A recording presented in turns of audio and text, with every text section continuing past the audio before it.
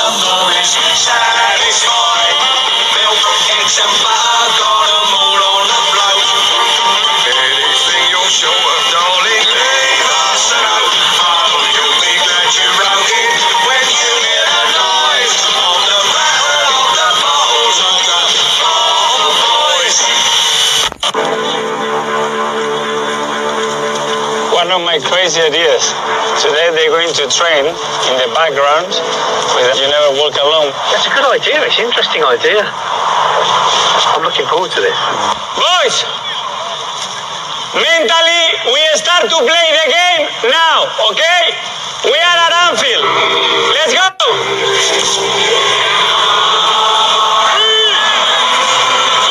Viva la raza!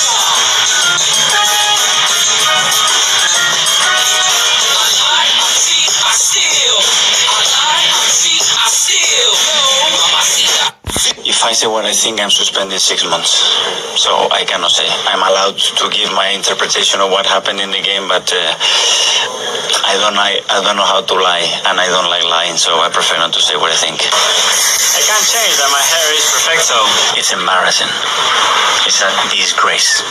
That's what it is, a disgrace. That was a bounce call and kicked him, and he's looking for that. If I say what I think, I'm suspended 6 months. I've never been to Anfield and seen Arsenal in complete control of the game. You're normally suffering a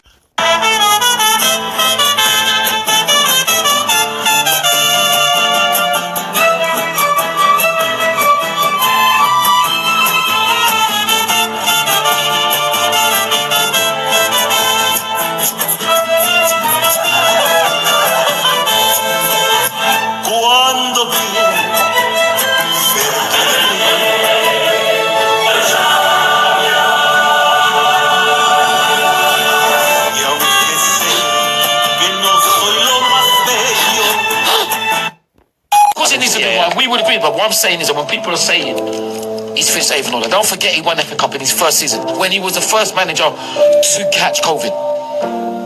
So let's not forget that anymore.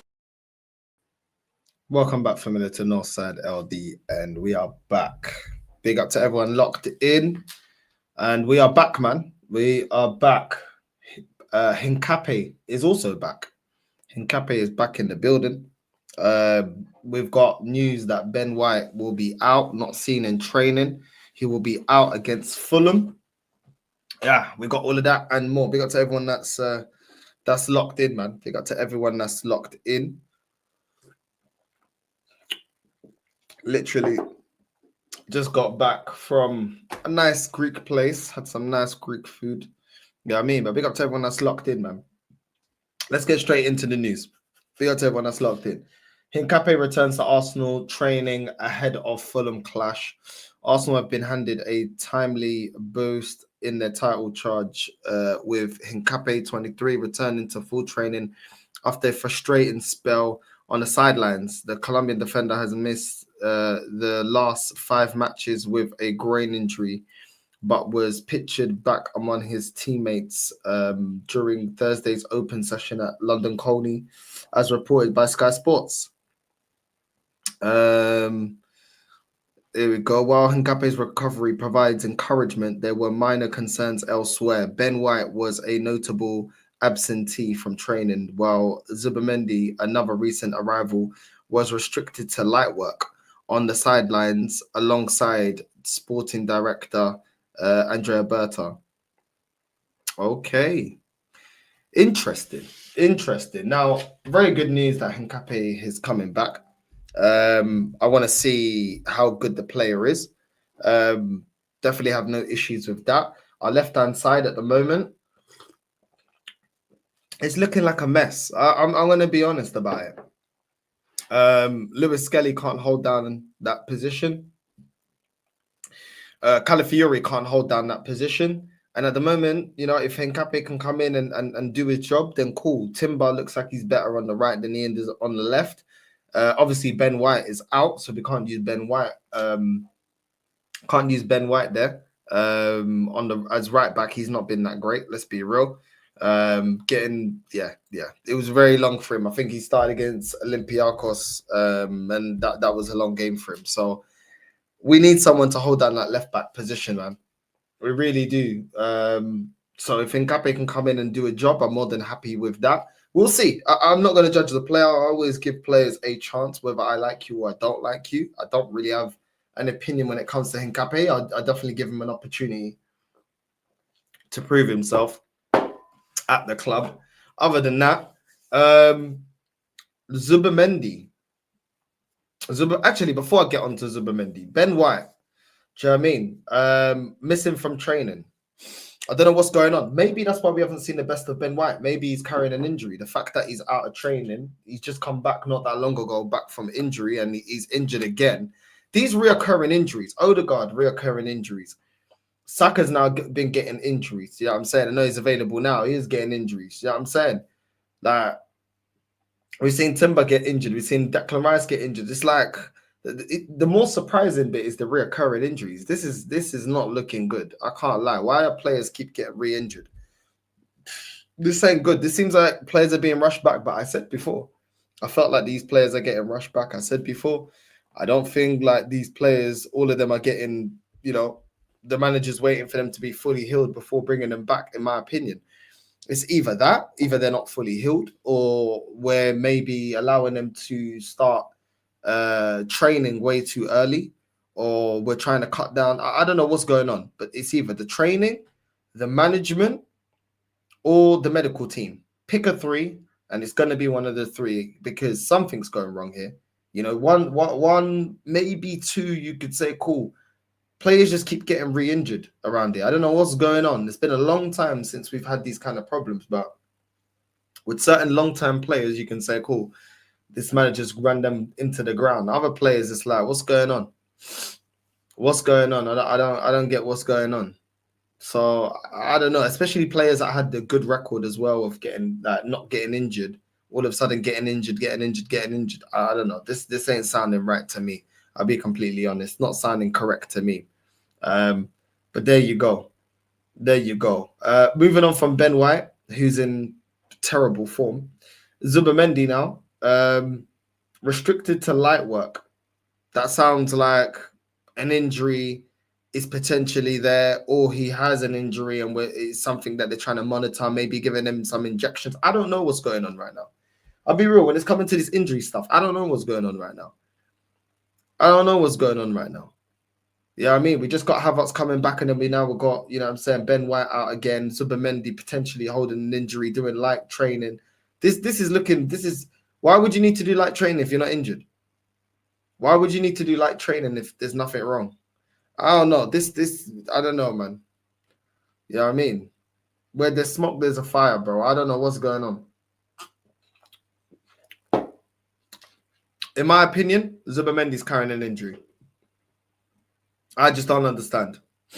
You know what I mean? I don't understand why a player needs to do light training. Why is the rest of the team not doing light training then? Because it sounds to me there's something wrong with Zubimendi. Now, it may not be something major. It may be something that they're trying to monitor, and they're trying to maybe give him some painkillers or whatever the case may be. We know that he likes Russian players. We know he likes playing players injured. This is not good news. Zubimendi is yet still to hit what a lot of people said. Well, he'll be as good as Thomas Partey, and Zubimendi's going to be doing this, and Zubimendi's going to be doing that, and it's an upgrade, and this and that. He hasn't even reached that level yet, and now he's injured. You know what I mean? This is ridiculous. It's ridiculous, man. Zinchenko's already exposed this manager. Arteta's not the type of person to be open with injuries until he has no option but to be honest with it. I.e., Odegaard missing a load of games. He can't rush him back. If he could, he would. There's way too much evidence when you look at it to show why we should be skeptical when it comes to injuries with this manager. Ben White, I'm saying, playing through injury. Odegaard playing through injury. Saka playing through injury. Timber playing through injury. I'm saying, running Havertz into the ground. Do you know what I mean? Declan Rice with a broken toe. There's been a lot of things. So hopefully I'm wrong. Do you know what I'm saying? But we will see. Man said niggle. I don't know about that, bro. I don't know about that. I'm very skeptical. I'm very skeptical because there's reoccurring injuries. That's why I'm skeptical. There's players getting re-injured. There's players getting injured all over the place. I don't, you know what I mean? I listen, I don't know. Do you know what I mean? Obviously, yeah, Jesus getting re-injured as well. Yeah, he with the knee issues as well. You know what I mean? There's too many, bro. I can't even lie. It is what it is, bro. It is what it is. You lost to your own team. How are you feeling? I'm feeling fine. I went and ate some really nice Greek food. I'm feeling fine, bro. Yeah, I'm saying I'm feeling fine. So yeah, man. Jesus needs as well. Most injuries came from training, and players mentioned high intensity in training. Bro, is that why we play like we hardly have any energy? Like we don't take the game to the opposition? Is that why? Because the intensity is all put into the training, not into the actual match days. Is that's why we defend we def- we defend for 90 minutes? I don't really get it. What's the point of high intensity training and then that's the way that we play? I don't really get it. Aren't you supposed to do in training what you expect the team to do in the match? I don't know, man. It don't really be making sense to me, bro. Do you know what I'm saying? Don't really be making no sense to me. But now, big up though. Big up, bro. Big up, James, man. I hope Arteta signs a 10-year deal. I hope you. Listen, I know you do. You know what I'm saying? I know you do. I know you do. You know what I mean? The same way I want Ten Hag. I mean, flipping Ten Hag. Ruben Amorim to stay at Man United. A big up Northside play while injured FC. Let's go. Yeah, well. Reigning, defending, undisputed top gooner slang. Crazy. Listening in the back at work. Big up, bro. You know what I mean? Tamzaki, familia. Tamzaki, porra. Tamzaki. Big up Paris, man, then, bro. Big up Forest, man. Big up Forest. Big up RH. You know what I'm saying? Adam as well. You know what I mean? Big up Ravi. Do you know what I mean? Benfica women in the bin. Let them do what they got to do, man. How can they compete? They can't financially compete. They can't financially compete, bro. Big up Abdullah as well, man. You know what I mean? They can't financially compete, bro. Can't financially compete. What's man saying?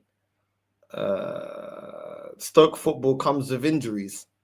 I don't really get it, bro. If we was playing like Liverpool, I'd understand it, bro. The thing is, we sit back and defend the whole time, but then we play. We play. We have high intensity flipping training. It doesn't make any sense to me.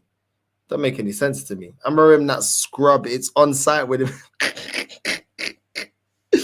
He needs his pieces. He needs his pieces. Yeah, I'm saying. Didn't someone at your club, didn't Jim at your club say that you're not that type of club? You know what I mean? You want to give him 3 years. You know what I mean? You have to give the manager 3 years. He needs his pieces. Listen, let him cook, man. Let him cook.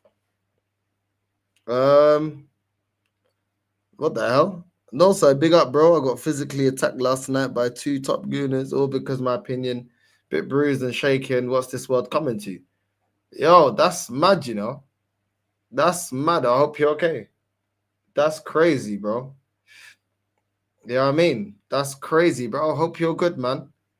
It's best not to talk to them, bro. They're a little bit slow. Do you know what I'm saying? It's best not to talk to them, bro. They're a little bit mentally slow.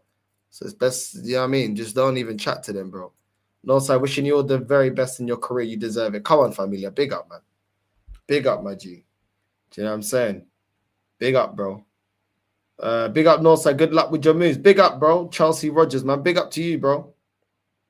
You know what I'm saying? Big up to you, man. But yeah, man. AFC always, man. I hope you're good, man. I hope nothing crazy. Do you know what I'm saying? Nothing crazy, man. This world is mad. You know what I'm saying? This world is crazy, bro. Hopefully you're good, man. Speedy recovery in that. That's crazy. I don't know, man. I don't know. These man can't just keep it. You know what I mean? Football. I don't get it, bro. I don't get it. I don't get it with these man. Amarin collecting ops like action figures. Just, you know what I mean? It's crazy, man. You know what I mean? crazy. But yeah.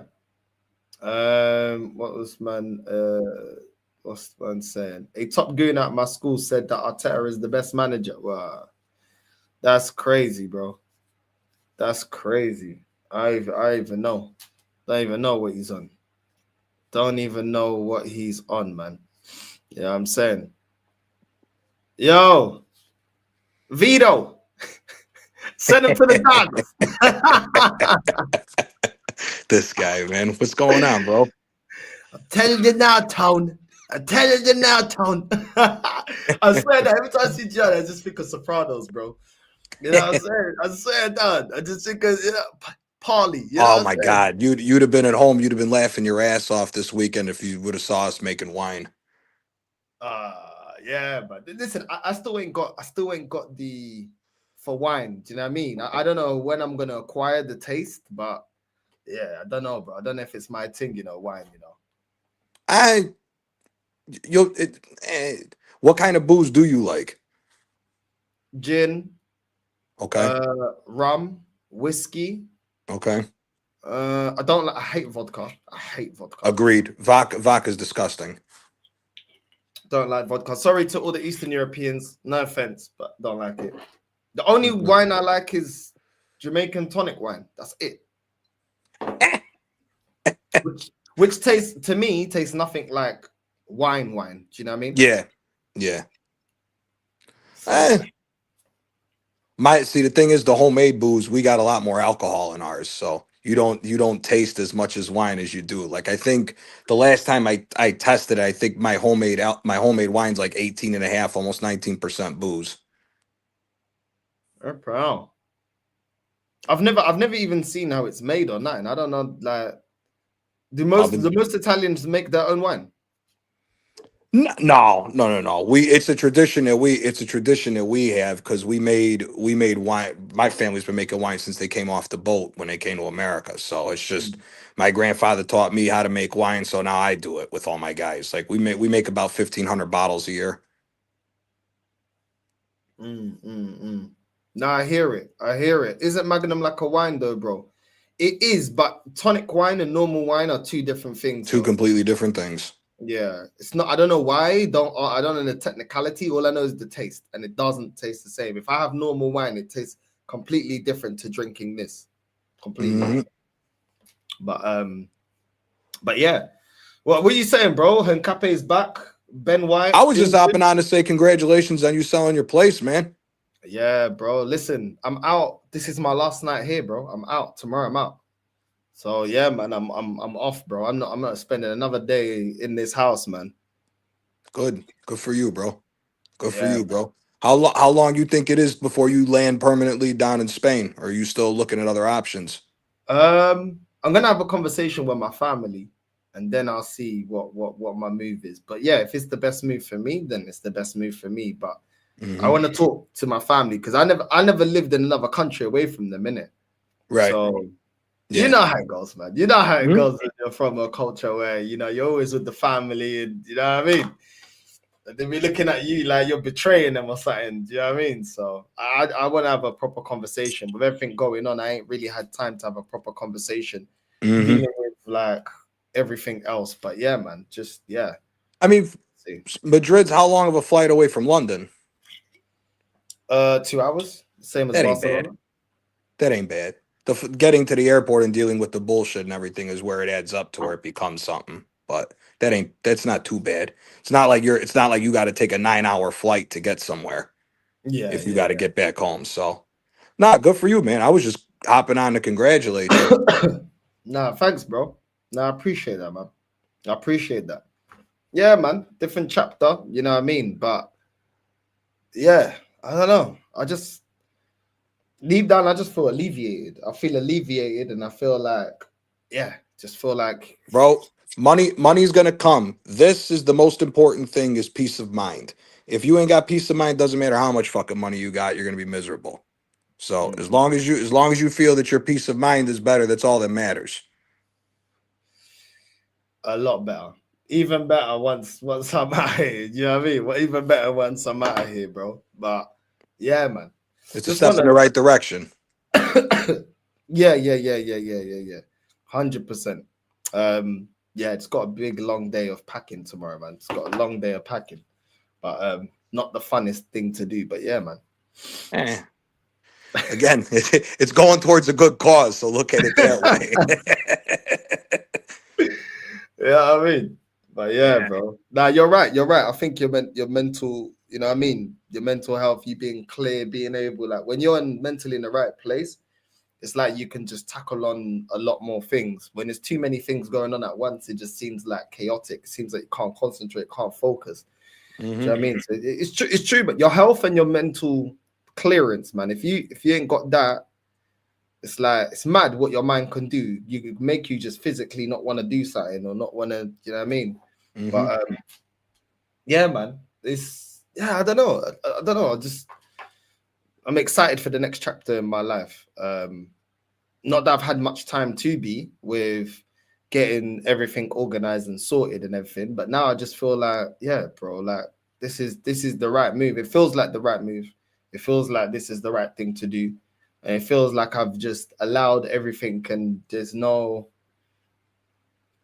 I'm at peace with my decision, and I'm at peace that I feel like even though everything's still a bit hectic in certain aspects, I know that this is the right decision to move forward. You know what I mean?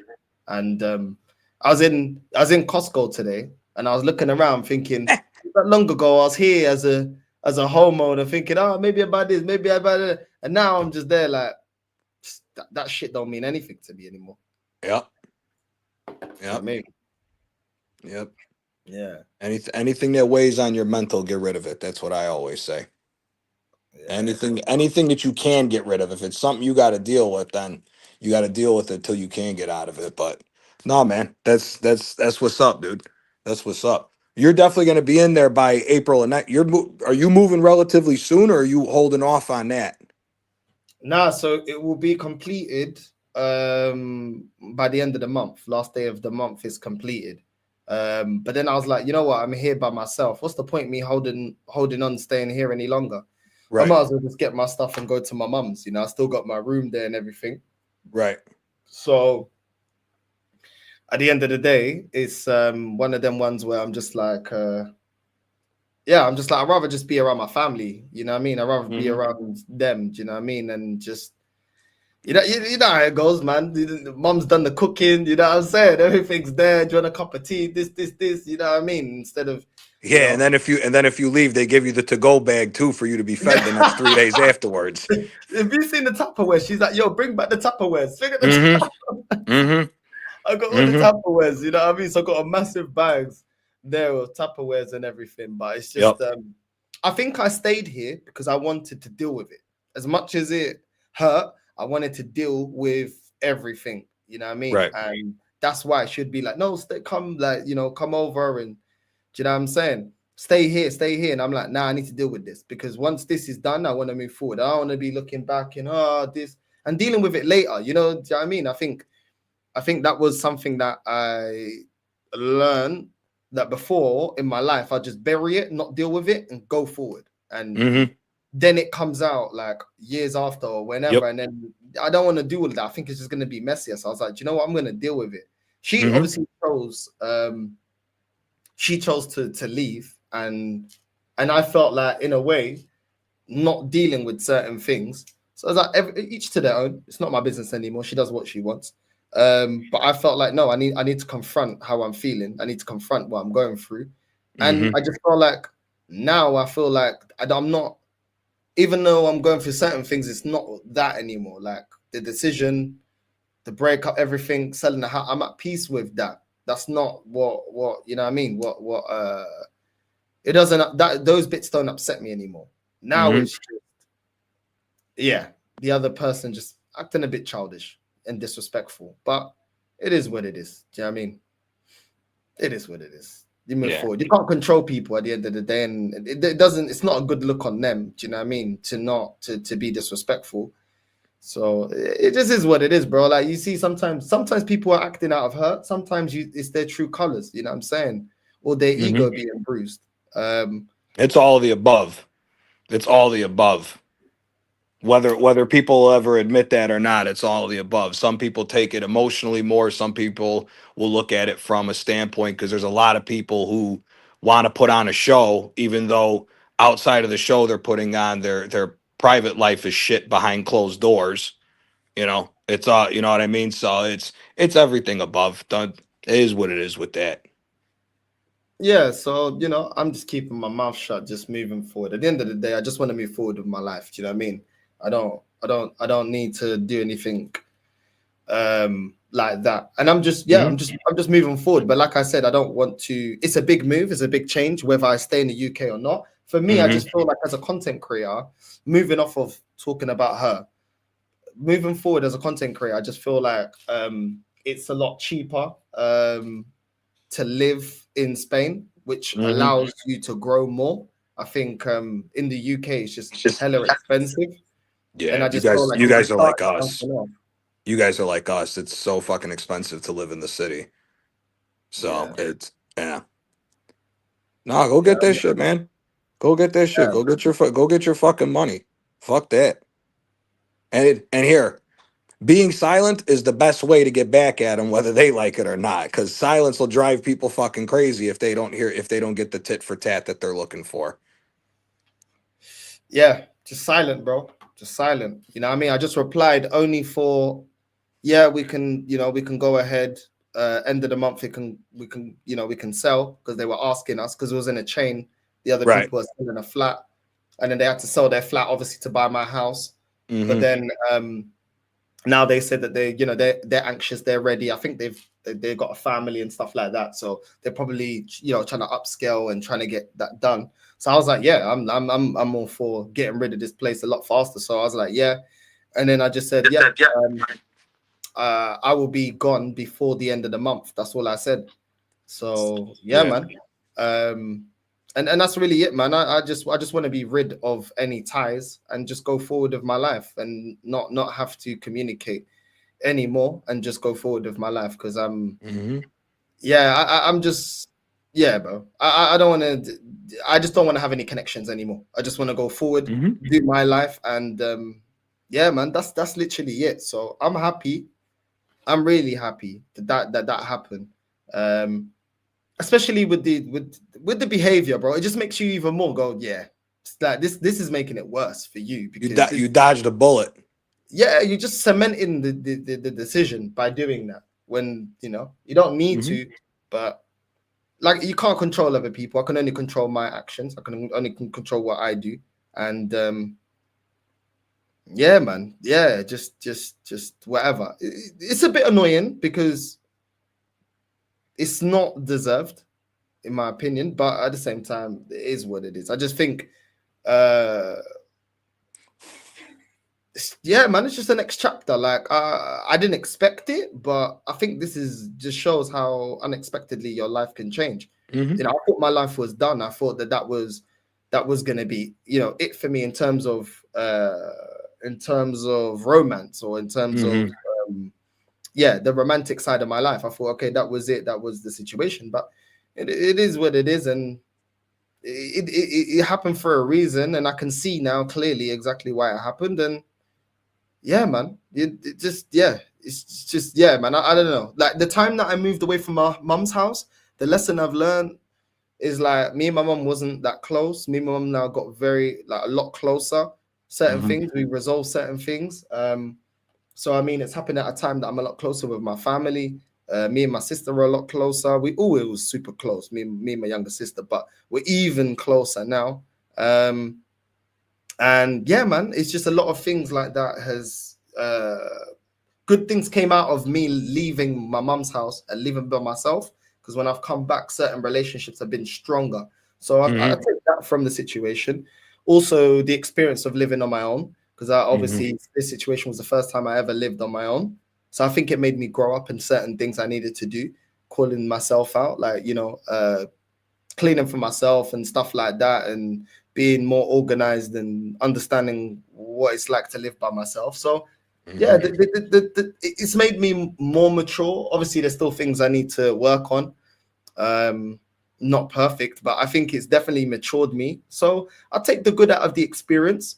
I now know what yeah, I think I know now super clear what I would want in a woman if I ever wanted to be with someone again. Mhm.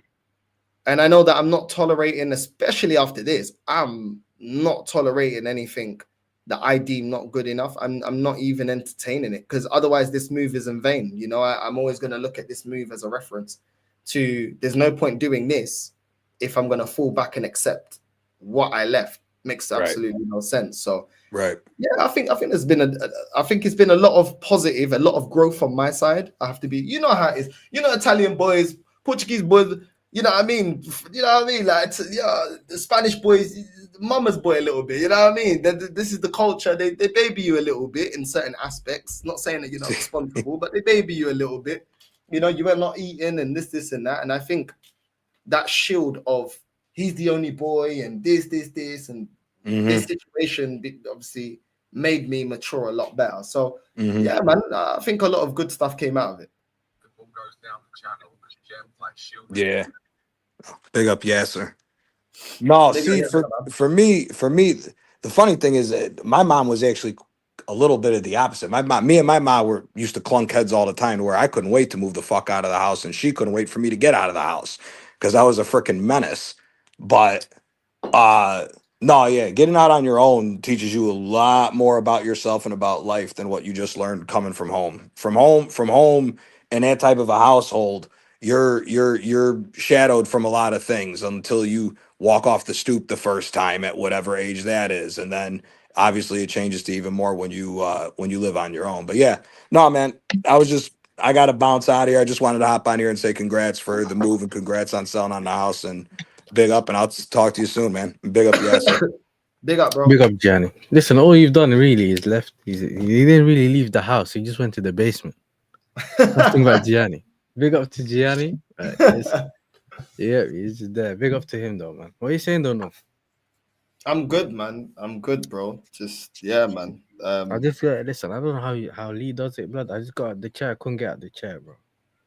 On 4 hour stream, bro. I was thinking, I said there was gonna be 2 hours. Who did the 4-hour stream? Me. You did a 4-hour stream. Yeah, I told the man, listen, I'm back. Man are telling me L work rate. I'm like, who you telling me L work rate now? I done the one from yesterday and today, 4 hours. Yeah, they've done it in one. But yeah, man, time just went quick. And then I saw you're gonna go live at 8, innit?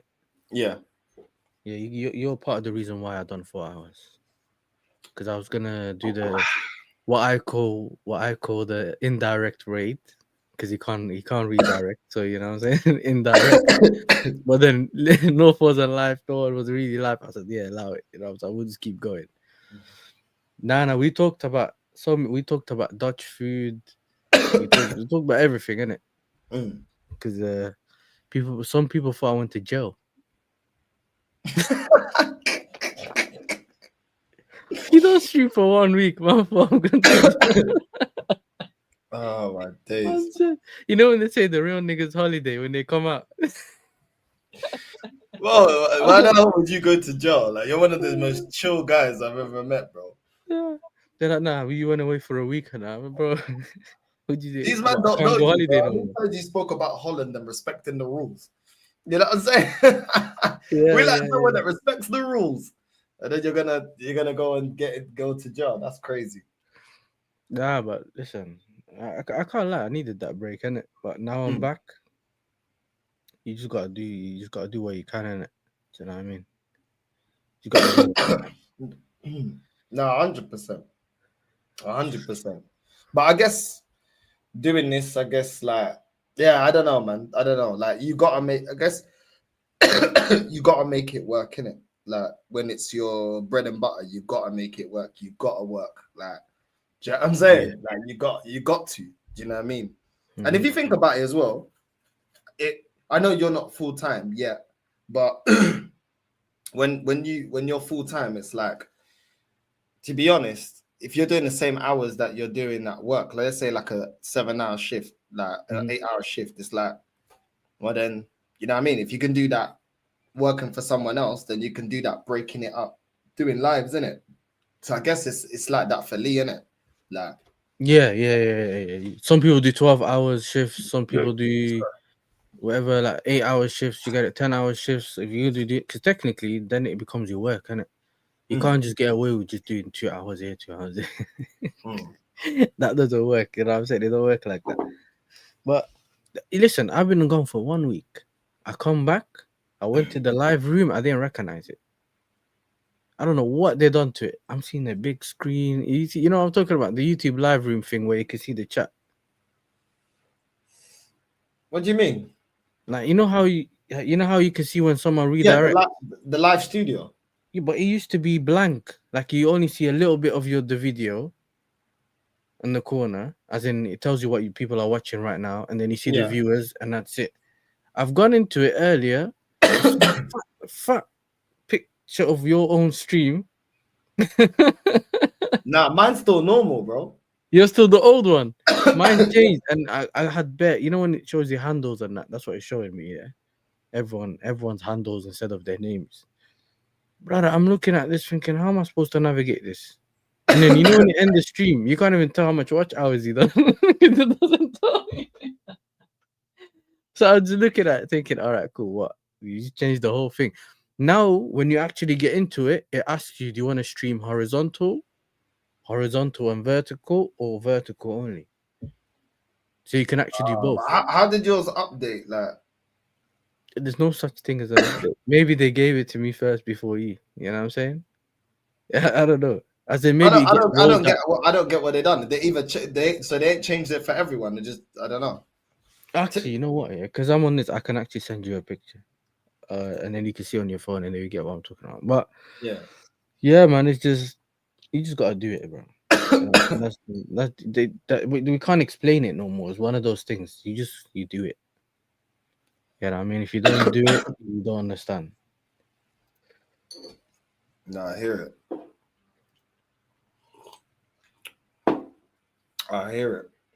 Yeah, man. Thank God, man. Just another day, and then football's back, man. Because yeah, the international break, bro. I swear the next one's gonna be like 2 weeks. That's what I found that out recently. That's gonna be, yeah, man. I don't know, man. I might go Spain. You know what I'm saying? Man's is gonna be flying everywhere, every international break. But 2 weeks is long, isn't it? So you have to figure because you can bring back the IRL streams, isn't it? Not during the international break. Oh yeah, by the way, I heard you ask this before, yeah. The Google Wallet thing works everywhere without internet. Just in case you need it in the future, innit? You always yours like that? Yeah, mine still don't. Oh, and then you can see the other picture. It asks you what layout do you want to stream. So technically, because remember, you can go live like Tony. Big up to Tony, innit? Man like Mugabe and that. Big up to him. You can go live like him. Where you know how he goes live? Because you know how you go live outside? You can literally go live on your phone, not on StreamYard. And then you get the thing where you see the chat and everything. You know how people do TikTok lives like that on the mobile app, innit? As in on the YouTube thing. You just go live on that. You can schedule it and go live on the app. And you can see the chats and everything. Obviously, you can't have guests on, which is probably why you could just do... It's Instagram style. Yeah, that's it. It's like Instagram. But obviously, when you do it on this, you can stream on both because it's different. Because it's like when you see people go live on your phone, you can actually scroll through and see everyone that's live on the vertical thing and all that. So, but yeah, man, that's more for people that the gaming thing, innit?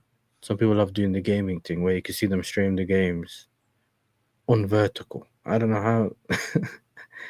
You know how people stream like I don't know, Call of Duty and that on or FIFA on TikTok. I'm looking at my thinking, bro, just tell the man them go on Twitch. Do it on YouTube. I can't see the game. Like that's small because remember you have to use that little box in it because you're gonna put yourself at the top and someone at the bottom. But yeah, man. I think we're gonna see what they're gonna do in terms of update the thing, but we'll see in it. We'll see. Yeah, no, that looks a lot better than what it currently looks like. I can't lie. Yeah, but it takes a lot of your space in terms of your. I don't mind just not seeing myself on the corner, like, because then you still have all the real estate at the bottom to see all the things that you need to see, innit? Obviously, the chat hasn't changed, which is calm. But yeah, man. Oh, here we go. The guy who can't kick Oh, ball. You know what I mean? The I'm guy who not, can't kick bruv. ball. Here we go. No, bruv. Listen, you can send for me after you deal with Mike's in it, because well, my man had a generational stinker. Leave the geezer alone. Mike's ain't done anything. He's whatever. Like, leave the guy alone, innit? You know, for context, we have Oh, to bring in context. So um, Prime, you know Prime, innit? Man like Latimer's Prime. You get me? Prime, Mike's, man like Lescott, and someone else. Who is it? Melon and that, yeah? Went to Melon, Alfie, Elijah. or whatever that thing's called, where Yeah, you Soccer kick Social. the ball against the projector. Bro, You're a dick. they done a vlog. I'm watching the vlog. I don't want you see if you can't kick a ball, I'm not really trying to hear anything from you. Don't tell me no football analysis, bro. Because all you're doing is kicking a ball against the wall, and man can't kick. I've seen man hit the ceiling. That was not me. That was not you actually. That was like Prime or someone else. I don't know who else. I don't know who else it was, bro. I thought ventilation's falling down. The thing at the top, bro. Like man was hitting. Bro, Oh it was wow. crazy. So it's one of those things where, jokes aside, innit? Look, it's Yeah. you're in a confined space, innit? Yeah. That's why you need to have a first touch. You can't have that Rice first touch and that, fam. It don't work. Do you get me? You can't have that kind of first touch. You're chasing the ball. I've seen man chase the ball towards the line. Bro, for Sam, man, it was a good cardio session. It was peak. I know. Have you heard about? Have you heard of the Toka Social thing before? Nope. Have you ever watched that Potts vlog with Don Lawless and that, when they do that thing where it's like bowling, and the ball comes towards you, you have to kick it towards like a wall. You know how they do golf but towards like indoor? Oh yeah. But they do football instead. So like you have like darts thing, like you have points and corners. You have to hit certain corners in it to get points, and whoever has the most points wins in it. So you might have like 4 goals or whatever it is, yeah. I'm seeing man, bro. If you saw it, you'd die of laughter, bro. This is how I single out. This is how we filter out who is allowed to talk about football and who isn't. That's how we do it. Because, bro, forget playing. Because this is how I look at it. We separate it, innit? There's man that might be able to kick a ball, but can't actually play, innit? Like, when you throw him in it, starting it like 11, like, what's it called? 11v11, whatever they call it. 11 aside, you're dying on the pitch. That's fine. The most, you can't even do the minimum, bro. Okay. Kick the ball towards a wall. That's all it is. I will concede that I didn't play that well, but 2 things. 1, I was nowhere near last, and 2, I ain't kicked ball in months, so I was rusty as anything. Bro, you let your Somalian brothers down, fam. I've been telling people that I play like a mid-2000s Premier League striker, man. That they're mid-table dummies. Like, it is what it is. You see what? You know what's funny though? The only thing I'm not really trying to hear is this whole "I wasn't last." You didn't win, innit? Like, it don't matter, fam. We're on the channel that does the whole standards thing. You can't come here and say I wasn't last though. How does Fair that enough. work? No, we're not allowing it. Next, bro, you better do your kick-ups, all of that. You know what I'm saying? If we ever go, there's no way a man can do that. You know what I'm saying? No way. It's like when your uncles and them are like trying to tell you, "Oh, let's kick ball." You know what it reminds me of, North? When you kick ball and the girl's trying to kick the ball. You know them videos you see of like a guy kicking the ball towards strangers in town, yeah? And they fully missed the ball and all that, bro. That's what it reminded me of.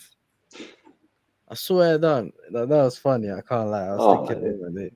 You know what I'm saying? Mike's managed to get some content there. You know? Oh, the thing is, yeah, in the lead up, some of the group were talking mad about how they were ballers back in the day, and Others were just like, yeah, nah, I'm not a baller. Ballers back in the day. How old are the Donnies that you went out with? They're all like 24, 20, whatever, innit? Like between that. 22, 23, like something like that, yeah. Yeah, so what is back in the day? How can you be a baller back in the day? I don't mean like literally back in the day, but like when they were younger, innit? You know, if you're 23, I'm not trying to hear you say I was a baller back in the day when I was 15.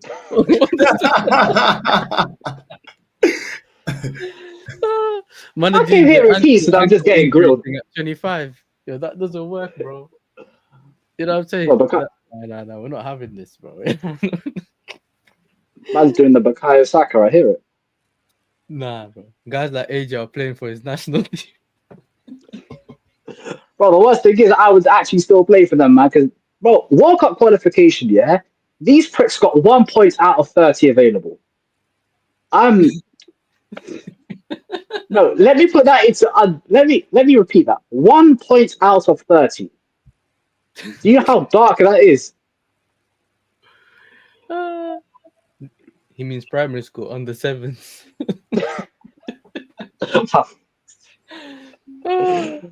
I swear, this is peak. I can't lie. You know Dark what I mean? times, man. Some very dark times. Yeah, but I love watching people tracking ball. And I would say I love it. You can't Mike said I'm still better than Ward Prowse. You know? Bro, Mike's is just, bro, he's so funny, bro. They got Max, man. But yeah, man. What are you saying though, man? You think you're beating Fulham? Probably, right, but it's not safe. Yeah, man. You're not safe. When with this club, we are not safe away from home. And Fulham, they're not a team that you take lightly. Like they're a team that, you know, they can make you struggle. They can make you work for it. Yeah. So you know what's mad? I expect. Yeah. Go on. Yeah. Now go on. Basically, I think we'll win, but it won't be like we won't smoke them. Nah, they're too good for that. That would be like a 1-2 goal win. That's just what it will be. If we end up smoking them first.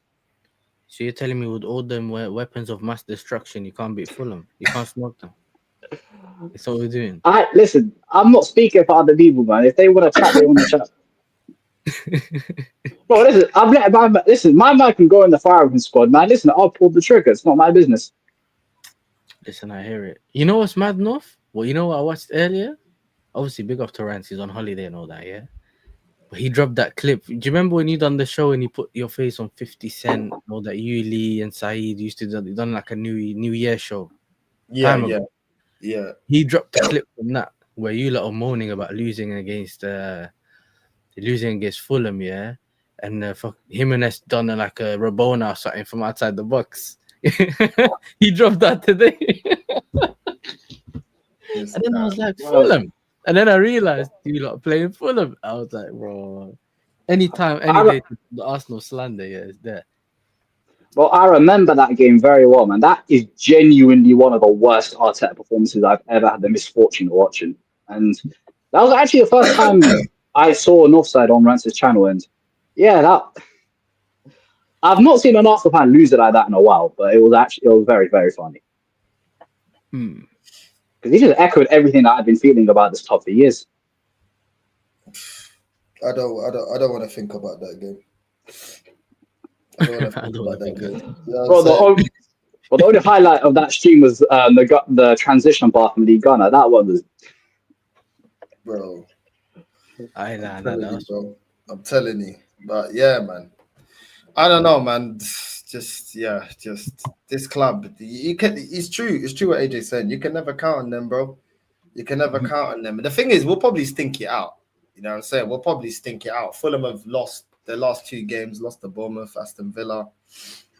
They beat Brentford 3-1. They beat Leeds 1-0. They lost to Chelsea 2-0. You know what I mean? They drew to Man United 1-1. So, you know what I mean? Like, it's just whatever, man. But it's just like Arsenal when a team needs a win, we give them a win. You just don't know with this team, bro. Do you know what I mean? But I reckon that we will. I reckon we'll get the 3 points, bro. I reckon we'll stink it out. We'll get the 3 points, bro. 1-0, 2-1, something like that. Yeah. And then that Letty will be back to reality. You know what I'm saying? That Letty game will be back to reality after that, bro. Because they're gonna gas up the Fulham. Oh, we're winning. See Liverpool dropping points. Oh, you see Liverpool. They'll be running Yeah. up their mouth as always after a win, because this is how this fan base works. It goes off of a win, and then they want to run their mouth, and then when it's Atletico Madrid, back to reality because we're not winning that game. Let me just tell you now, we're not beating that late. You know what I'm saying? I saw what they done to Real in the Madrid derby. If Atleti play like that, we're screwed. Bro, They're even not, even bro. even the way they played against Liverpool, to be fair. Even Liverpool. Uh, You know what I'm saying? Yeah, we'll beat Forest, man. Do you know what I'm saying? I spoke to Wolfie the other day and he was like, I've wrote that game off already. I said, thank you. well, You know what I'm I saying? hear And it. they're not good at set pieces either. Do you know what I'm saying? So hopefully we can find a way. I said it from earlier. I said, yo, we need to do, what's it called? We need to do, oh, what was it called again, bro? We need to start building momentum from the Liverpool game. That can't be a one-off win, innit? Do you get what I'm saying? So we have to make sure we build our momentum. And yeah, man, we have to build on that, bro. Because the way we've been playing this season is nowhere near what I expected, innit? You can call it Club World Cup taxes and all that, like the tiredness and all that kind of stuff. Because all the teams that were in it managed to find, basically got players injured. Turkey and them man were injured after they played in the Club World Cup. PSG got bare injuries. I'm not saying that's an excuse, but I'm saying that could be an aspect, innit? Do you get what I'm saying? But we need to improve the way we play. And I think the performance against Liverpool was good, but I need to see that more often. And I'm looking for more consistency. But yeah, man. Yeah, no, I hear that. Your results have been a little bit all over the place. Like, even you guys weren't, I know you guys rotated a little bit, but even your performance against Benfica weren't all that. Like, it was just enough to get the job done. You know what I Own mean? goal thing, yeah. Yeah, you know what I mean? And then losing to Man United as well. Chelsea. But no, if you, the games that you're talking about, forget the Benfica one because I know the Benfica one, yeah. The United one, Brighton. If we didn't get any dumb yellow cards or red cards, sorry, yeah, which is our own mistake, bro. Like we could have been top of the league because we were supposed to have easy wins. Like those games, we were supposed to have an easy run. We didn't even leave London, bro. We played Brentford. Do you get me? If my man didn't fall asleep, Ellen DeGeneres didn't fall asleep at the back post. You get me? I could have come out there with a win. Like there's all these things where it's just individual stupidness, isn't it? Yeah. So if these things kind of get ironed out, then calm. And at the same time, if we score first, and someone said it in the chat, big up to NFFC, and I think even Wolfie said the same thing. Yeah, as if they concede first, that ground will turn and start cussing Ange again. To get it, your job's on the line or something crazy. You never know, innit? They might be like Marinakis Landaheli, yeah. You know what I mean? You never know what they might come up with. But Coming to the pitch with his flipping iPhone headphones. You know what I'm saying? You The know when wire you know, hanging you know there, when you bro. win. You know what's funny? You know when you win a Call of Duty, Warzone game, and the heli comes to pick everyone up. That's one Yeah. rescue mission, bro. They just come and pick up Ange, bro. Nah, it's fact. I swear down. Yeah, Yeah. but you lot, I don't know, man. You lot just been a little bit all over the place, man. I can't even lie. You have like the Man United game, the Bayern game, the Brighton game. You lot need to pick it up. I can't lie. You lot need to pick it up, but I reckon you guys will turn it around. I still got you guys in the top 4. Mhm. Top 4. You know what I'm Yeah. saying? But I don't know. What's acceptable for you? What's acceptable for you guys this season? For me, listen, you know me, and it has to be. I have to see a trophy, minimum one, minimum one. Yeah, I can't have no trophy this season, bro. I've tasted trophies again. I need trophies. You get me? But for me, I'm trying to. I said this before. Yeah, we remember last season the target was top 4. I have to up the target, so I can't keep saying, okay, we got top 4 next season, top 4 this year. Top. You get it? Like, I can't stick it. It has to go up. This is why I went from the top 4 to challenging, innit? Because the way I looked at the window, I didn't see enough to say I'm winning. That makes sense. Like, I didn't get like an Isak and 2 bad man defenders for me to come in and say I'm gonna challenge straight away. Does that make sense? So I like so I've done enough to overtake everyone else. What gave me confidence was we had the foundation of the way we play football, innit? And we finally got when you play possession based football, everyone needs to know their roles in it, so then you can interchange or whatever, like do all that kind of stuff. That took us a bit of a while, innit? But when we saw that that's actually everyone understands their roles, we now need the quality to improve in the positions. Do you get it? And I think I wouldn't necessarily say that the quality is improved, whatever, like that's what it is. But the players that we talk about, people call us Palmer FC. We ain't seen him this season, blood. I mean, he wasn't really fit to play. Crystal Palace still played. He was rubbish. He didn't play. Then we had West Ham after, and the manager said, "Nah, I'm playing you." That's when Esteban got his debut. He felt something in training. Now we heard things about it being pushed back till November or something like that. So you're not seeing Palmer anytime soon. Goose played, and I think at first they tried to see whether they could send him to Strasbourg on loan in Jan. But he can't play for Chelsea because then it means he's played for 3 clubs in one season. Because remember we sent him on loan to Sunderland. He was always there. We called him back when Jackson left. So they maybe said maybe don't play him until we confirm whether we whatever, and he still got minutes against Liverpool, which kind of means he might be in the plans, isn't it? That's another thing. Maybe for me, what I'm looking at now, I'm thinking, okay, start him up front, play João Pedro in the 10, so we can actually see the João Pedro. Do you get it? And then you have a striker in the striker position, in his position, and you have a guy who's better in the 10 playing in the 10. Do you get what I'm saying? And then it's more of like, okay, he's a natural striker, and just let him do his thing. Because the way he presses is relentless. That Q guy just keeps pressing and pressing, and he always forces mistakes out of the goalkeeper. And that the lap is injured. The lap pulled his hammy against Fulham, and he's out till November. Do you get it? And he was really good at the thing with Delap is he can do both things, innit? So he can hold up the ball, link up play and everything, but he can also get behind, innit? Do you get it? So and he can he's both footed, innit? So he can strike the ball left foot and right foot. It's a cheat code thing. You get it? So with him, obviously we've missed him because we haven't got anyone that can occupy the centre backs and then let João Pedro drift around like he did at the West Ham game and all the other games before. So I think that's kind of we had to change the way we play for that.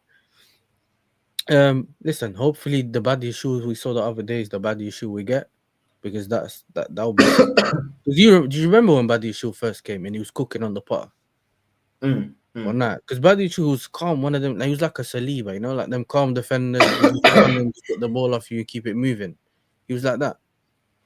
He was just calm, really good on the ball, everything. Then he just when Poch came in, the guy was just shaky, bro. Did you get me? It's like someone keeps telling him, "I'm gonna release the text messages." I'm gonna release your real age. One of them ones, your whatever. Like it's weird. Like man just shook. Like he's playing like he shook, and I think that's when he was forcing mistakes. Also playing next to the Sassy and all that never helped. But I think Forest will be a good test in it because they need to win. We need to win. You never know. They're at home. Is Andrew gonna change it up? Because bro, he's been losing games, not even playing the high line. He's losing games, not even playing the high line though. So I don't know. Like I don't know exactly what's going on over there. But for us, those players that I'm saying that are missing, and I think we have to improve if those players come back. Do you get it? I don't see it going backwards with them coming in. Do you get what I'm saying? So I think that's just my real thoughts in it. Do you know what I'm saying? I'm going on Saturday early kickoff, but I feel we concede first. It's getting ugly.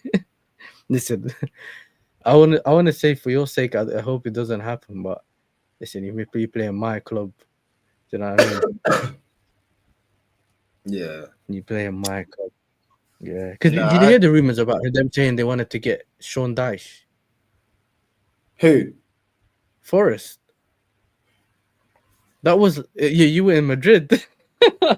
You were in Madrid. I was on Thingy, and I keep seeing people streaming it saying, "Yo," they were saying something about they want to get in Sean Dyche but they don't know where to get him before the Chelsea game or after. Or they want to give Ange the Chelsea game and then sack him and get.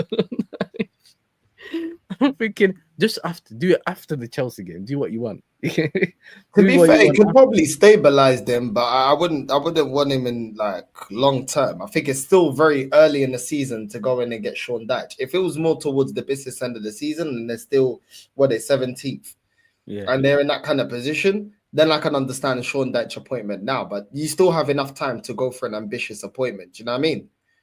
Like it's more bringing Sean Dyche when you're like, yo, like we got 10 games to you survive. know, You know be what I'm honest. saying? And No, be honest. Man went from compact football to highline.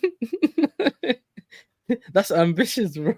Man went from playing compact straight to highline. Like, you know why certain things worked for us, Chelsea, at the time? Because remember, we'd have a manager failing, and then next season Conte comes and win the league. Do you get it? But the reason it worked is because we had players that can play a three in the back. That you get it, that can play a four in the back and all that. Do you get it? So where a manager comes in and he says, "I'm playing like this," you had good enough players to be able to kind of switch it around and still win games and win leagues, whatever, right? Because we used to also buy players for the club and all that. It wasn't just the manager ones. We used to get Pulisic on the side. Kovacic was a club signing and stuff like that. So you still strengthen the squad on top of what a manager wants on his own, innit? So this has always been my thing. I'm looking at it thinking, well, what are you doing that? Obviously, he got Murillo injured, which is basically the equivalent of what he done to Van der Ven. You know, that pacey centre back that can get back, that can get injured. That's Murillo. They say everyone's saying he's back, and obviously NFFC said that as well. But is he fit? Because Ange loves doing this thing where he rushes back up and he pulls his hammy. So we'll see, man. We'll see. But yeah, listen, I just want to win. It's a 12:30 kickoff, and then I can start laughing at everyone else when they lose. You know, it's a Saturday early game. You win your game and you're chilling. That's all I want, bro. I just want to win my game and just watch all the other games in peace. That's all I want. Yeah, it's mad, bro. Northside, I got a job. Allah bless me finally. Big up, bro. Big up, bro. Congrats, You got man. the job. Congrats, man. You know what I'm saying? God willing, man. You gotta do what you gotta do. Do you know what I'm saying? Congrats, man, getting a new job. Blue Moon FC, how about Cape Verde qualifying? You have Cape Verde blood, is that right? Yes, I do. So yeah, man, big up to my nation. You know what I'm saying? Big up to my Cape Verdeans. And yeah, we made it, Not big man. up to my nation. It's big up to one of my nations. One of the few. You know what someone asked earlier? They said, "I know if they need a visa to get to Spain." I'm like, "It's Portugalia." You know, if you don't know, I went to holiday. Yeah? As soon as I landed, there was two lanes. You know about that. There's the lane where it says all passports, and there's the one that says EU. It was empty. Every Seen time, bro. all That's the how I do English when I ones come back from Spain. pissed on Empty, the bro. side, yeah. I'm just walking past it. Everyone's thinking, yo, he was on the same flight as me. Why is he walking? That's it. I just stuck the car, I'm done. I'm left. Bro, it's so funny. But Yeah, yeah, bro. man. Yeah, it was That very lane, nice. when you go through that lane, I just went boom, boom, boom, boom, boom, boom, all the way to the You know front. what annoyed me though, yeah? In Boom. Holland, when you go to Holland, you put the passport in, it slides in, it takes the passport. Oh, You know how the gates, the e-gates, I think the England one, you put your card, you have to kind of put your hand on it. yeah. The thing you put it, it kind of sticks the passport in, like, and it holds it in there for a bit and then it pulls it out. I have a passport cover, innit? You know them passport covers?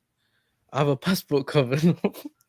As soon as I landed in England, I put the thing in, the woman says, "It doesn't work, you got a cover." I'm like, bro, I just always moody, innit? Don't leave me. I just landed, bro. She go, yeah, you have to take the cover off. So I told people, just go in front of me, and let me take this cover off without ripping off this passport. I just sat there, done it slowly. I'm like, bro, that's annoying. But yeah, but I was in Rotterdam, and obviously, you know, in Holland, there, in Rotterdam, what's it called? There's a lot of Cape Verdeans there, which is why I said that day me and Devante, Lee, and all of us were on that stream. Get the asthma thing, blood. Bro, I swear down since Madrid, bro, this cough. I don't know, bro. I can't like Loki, yeah. Big up to her, but I think it's we call it the Maria cough, you know what I'm saying? This guy. You know when he does non-stop, I had the same thing at the end of my stream. I think it's when you talk a lot. It's also part of it. Obviously, you smoke whatever, yeah. But I think when you talk a lot, you get you dry throat. You need to drink water, innit? Yeah, it means the fizzy drinks and all that don't help, bro. Do you know what I mean? I know, but you know, I like my fizzy drinks and that. Same, but I'm saying it because I went through the same thing. I ended my stream. I was coughing, bro. I was thinking, I'm yo, telling you. yeah, I'm man. telling But you, bro. But yeah, nah, it's true, man. It's true. When I was, bro, I was gonna miss my plane, bro. I was gonna miss my plane, and literally, I yeah, saw the line. Yeah, literally, God save me. I saw the EU line. I saw an EU lane, and then I saw the other lane. I was like, I'm good, but zoom straight through, bro. I would have missed my plane. Yeah, I'm saying. bro. Well, to be honest, it was a bit delayed, so I probably would have made it. Yeah, but it would have been tight. You know what I'm saying? Yeah. No, but this the thing is though, Birmingham Airport, they're doing all these renovations and that, so they're rebuilding part of it.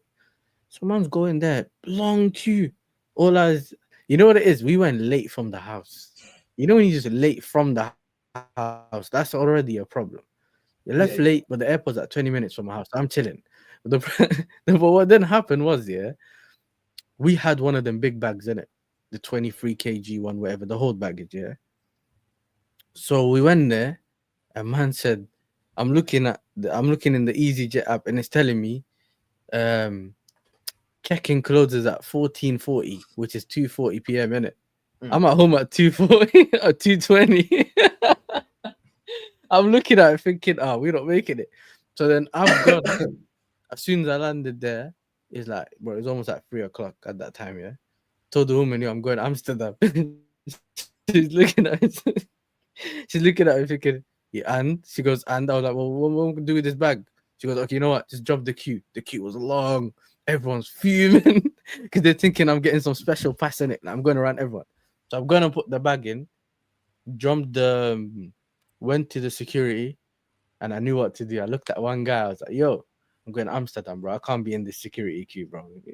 You get it around, get us around. He was like, okay, no problem. Open a new one all the way at the back. I went through and just went straight to the plane. But the gates closed. Certain flights, they just close way too early.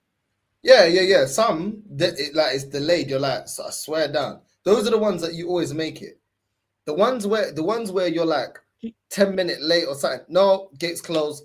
Or you're literally like, but I swear the gate closed at 20 past. Already at like 10 past, the gate closed. You're like, but that's not what you Bro, said. I've never missed a flight, innit? So I'm lucky so far. But the mad thing is, yeah, I remember the 2 years ago when I went to Amsterdam. Bro, I'm chilling. I'm looking at the time. Everything's good. I'm early. I ain't got a bag to put in. Whatever. Like I've turned up. I'm in the queue waiting as security. And a woman goes, "Where are you going?" I said, "Amsterdam." Your flight is going. You need to be going in front of the queue. I'm like, whoa. Look, my flight's going at this time. She goes, well, the gate's closing. I'm like, bro, it's like 45 minutes left. Why are you closing the gate? And then by the time, obviously, they let me go ahead of the queue and all that. But when I got to the gate, man, I'm just sitting there homeless, looking homeless. I'm like, bro, like, I could have just slowly got here and just got in whenever they've opened the gate. Like, what is this? And now they're doing this thing. I don't know if you had it when you went to Madrid. Do you have a visa? Have they asked you? They didn't do it to me this time. They didn't do it to me. Actually, not to Madrid. They tried to do that to me when I was coming back from Colombia. And I'm like, but you're not the British embassy. You're not the British borders, bro. So why are you asking me? Like, what's it got to do with Is that when you got on the plane at Colombia? No, so I'm going back from Colombia to England. And when I'm doing like the check-in and everything, she's like, oh, have you got a visa or something? Like, I'm like, what's it to you? You're part like I'm flying from. Let me tell you this. So my mom was landing once, yeah. Maybe it's like December time. I don't remember when it was, but anyway, my mom was landing in Mani. I've driven there to pick her up. Before I left the house, she rang me. I said, what's going on? She goes, well, I got to the gate, but they're not letting me on the plane because they're saying something about visa. I'm like, you don't need a visa. You live here, mate. I don't know what you're talking about. I don't know. She called me. She's like, nah. So she's giving the phone to the lady, innit? one of the whoever checks you in, because remember they tap your boarding pass and then they let you in, whatever. Yeah. I said to her, why do you need a visa? She was like, yeah, I know, but we live in the country. She was like, well, we need some proof. I'm like, well, how about you let my mom face the border? You know the border patrol, whatever they called when you land in England. Just let her face. Like, why are you stopping her at the gate? What's this? Just let her on. My mom was like, there's bare people that couldn't get on the plane because they didn't have a visa. So I was like, all right, cool. So what I done is, you know, that indefinite to leave thing that you can get, or leave to Indefinite to remain. leave. That's what I got. Yeah. Yeah, you screenshot that and I sent it to her. You're like, okay, cool, no problem. I said, you're wasting my time, but if I had driven all the way there and you're telling me my mom ain't landed, I am flying to you. I'm coming there because that's stupid. Because that's actually dumb. Now, I know that obviously a lot of people can get rejected entering the country when you land. Do you get it? That can happen. Because you can actually fly to Colombia when you get there, show them the visa, and they're like, "No, we're not letting you in." Do you get it? Like that can happen. No, but the thing they is, I don't didn't let need you a in. visa. I didn't need a visa You to can't get tell me into you're not leaving. Colombia. I didn't need a visa to get into Colombia. You get it? They're asking me if I But have the I'm right giving you an to example stay. when you go to a country that needs one. Okay, yeah. But how am I leaving your country to go to another country and you're not of their border, but you're telling me if I got a visa to get there? What's it to you? What are we talking about? Bro, I swear that I looked at the girl, yeah. I was like, I said, she didn't even know about indefinite to leave, you know. She was just asking about visa. I said, what visa, bro?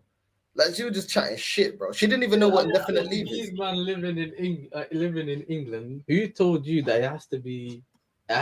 What's it called? A visa, bro. Who told you that? That's what I was looking at the woman thinking. What? I need a visa to live in England. Bro, when I showed her, I said, do you know what this is called? She didn't even know what it was called, bro. You know what I'm saying? My right to remain in the You UK. know what's funny but enough? You know what I done? indefinitely. I started trolling the woman, and my mom was cussing me on the phone, yeah. Because I told the woman, I told my mom, what did you show her the Dutch passport or what the Sudanese passport? That's what I was asking you for, because this don't make sense. Stansted's rubbish, blood. It's like, bro, it's 4 hours on the coach just to get to some small airport, and then you get charged to breathe. Yeah, me. When you gonna catch them Ryanair flights, them man are weighing it.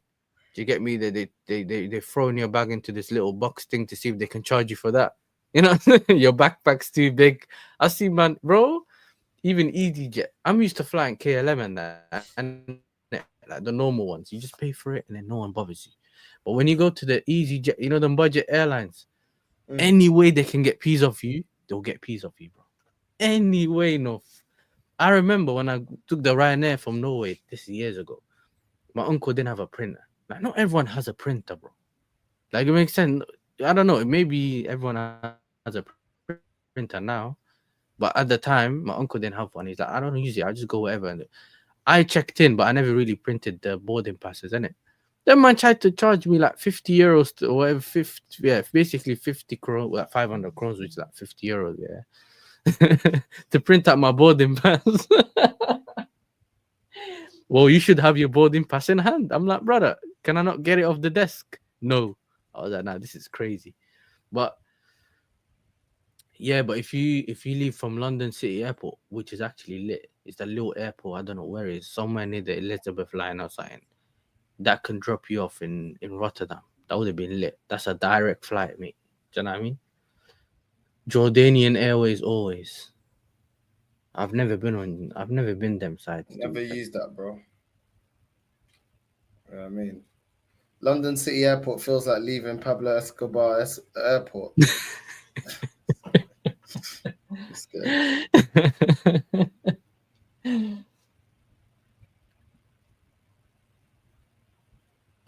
I used to think it's only private jets, but apparently it's not.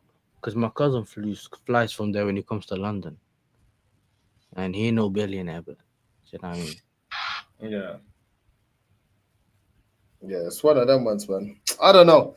At the end of the day, bro, I don't know. The worst one is getting to Madrid with the boys. That was the worst. That was my worst experience. Other than that, it's not been that bad. To be fair, coming back from Colombia wasn't a smooth sailing because actually that one was annoying because they had to fly from Cali to Bogota. Mm-hmm. But then they didn't let us on a plane. I think they overbooked in it. So they fucked up because they overbooked in it. So then they gave us yeah, so they let us because we had Then the they looked at North and said, you know what's funny? You were probably late. You were probably late, which means everyone else got the seats, and then they were like, we overbooked it. You know? No, we You know, actually there was wasn't 'cause a late. lot of We them, actually wasn't late, yeah. But then they weren't letting certain people on, and it wasn't just us in it. It was a Yeah. couple of us. They fucked up, yeah. yeah. They fucked up in putting too many people on, trying to be smart, yeah. And then we're like, why are we not allowed to board the plane? No. We've closed the gate now. I'm like, but how? But we were here. All of a sudden, you just cut the line, stop. No, we can't board it no more. The plane's going. I'm like, what? What is this? Like, I've never experienced this in my life. Finessing, you know, that's Yeah, finessing. they're That's finessing, yeah. But then that's why they paid for everything. So they paid for us to get to a plane to go to Bogota, and then they paid for our accommodation, they paid for our hotel, they paid for everything, bro. Do you know what I'm saying? I'm telling you, bro, they would never do that, yeah. You know these airlines all about their P's, yeah. They never do that unless they fucked up. That's the only time they'll give it to you. Because they knew it was us and there was a couple of other people. And that's why I ended up staying a night. And then she pissed me off. So then I flipping said, you know what? Yeah, bun this. Yeah, you're being like you're acting like a bitch. So you know what? Yeah, I'm going out in it. So I went out in Bogota, bro. I swear down. That is the only part of Colombia that I felt like the weather was like British, bro. It felt British. I'm telling you, bro. I was like, I'm never coming Bogota again, bro. Not that I came here, but I was like, I had one out. experience, yeah, wrote off the city. You know? Yeah, nah, the whole city's dead, bro. I went there, I was like, nah, Bogota, bro, it's fucking depressing. And then I was like, why is this weather so fucking British? Then, yeah, I was out there. I went to the strip club. Yeah, man. I just left her and I was just free, bro. I just like she was moving crazy. I was like, you know what? I'm not dealing with this. I went to the strip club, and then after going to the strip club, I went to some next bar. Like I was just out and about in Bogota by myself, bro, moving wild, bro. I can't even lie. You know what I mean? I just went, yeah, bro. I just went drinking and strip club, bro. Do you know what I mean? It was strip club in Colombia, very nice. It's actually really good. Do you know what I mean? And yeah, bro. But the weather was dead. And to be fair, like I told someone, like I went on the strip, yeah, whatever strip that they had, yeah. Big up Rashid. And flipping, I said to the guy, I said, listen, me and my girl just argued, yeah. I need a bar. Tell me a bar, because right now it looks, because it was late yesterday, yeah. By the time we got there, yeah, it was late, bro. Like it was already like, I was already told it. Like I remember I told her, I was like, yo, like the way she was popping off, I said, as soon as we get to the hotel, I'm off. As soon as I got to the hotel, I didn't even chat to her, I just left my suitcase, yeah. Went in the shower, got ready, bro. It was already 12:30, bro. Ready 12:30. So obviously I don't know the city. I ain't even supposed to be here. And I just went out, bro. And then next morning, like when I was out, bro, I was out the whole night, bro. I was so angry, yeah, with the way she was talking to me. I was out the whole night, yeah. I came back and it was like 9 a.m. So I caught breakfast, didn't it? Caught breakfast. Me and her went up for breakfast, yeah, and I'm just looking at, because it's right at the top, innit? Right at the top of the thing. I wasn't even looking at her, bro. I was just looking around, because obviously, like, they pay for that, innit? So they pay for your breakfast. Yeah. And if you're staying there longer, they'll pay for your dinner and continue to pay for your hotel. So it just depends how long you're there, but was only there for a bit. They even paid for, these airports have got their own, like, taxi that they pay for situations like that will take you to the hotel. So literally everything was paid for. Everything was paid for. Nice. Yeah. Because they effed up. And yeah, it was decent. The hotel was decent. Like it was a good hotel. It was a bummy hotel. Yeah, I'm saying. The dinner and breakfast, that was decent as well. Because they give you, like, they print it out almost like a boarding pass. And there's different passes that you can get. And they print it out for you guys. And then you can use those passes. Now the hotel, as soon as you check in or whatever, they already know what the situation is. Boom, you're good. It's like it's calm. Do you know what I mean? So it wasn't bad. But obviously I wanted to get yard, didn't it? It's like, bro, I don't want to be here in Bogota, bro. And like, at least if it was nice, like the weather was dead, bro. Yeah. You know what I mean? But that was a weird experience I never experienced before. An airline effing up and then having to cover. Because we said it was either that, they gave us the option of that, or they said will give you like flying points, or do you know what I'm saying? Like air No. points or whatever. And No, I was like, nah, I hold don't up. want No. You can't even get a watch from the guys that you can't even get a watch from the stewardess. You know the things they tried to sell you, the cigarettes and that. You can't even get that. You can't even use the points to get that. They will just finesse you like that. You're not getting. You're not using those points again.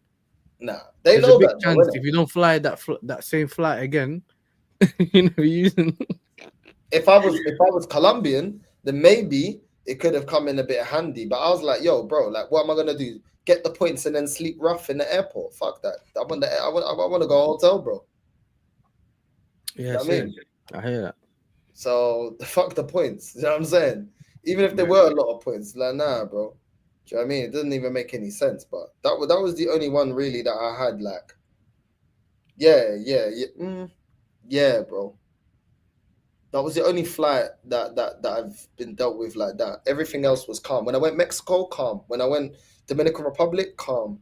When I went Hungary, calm. When I went Poland, calm.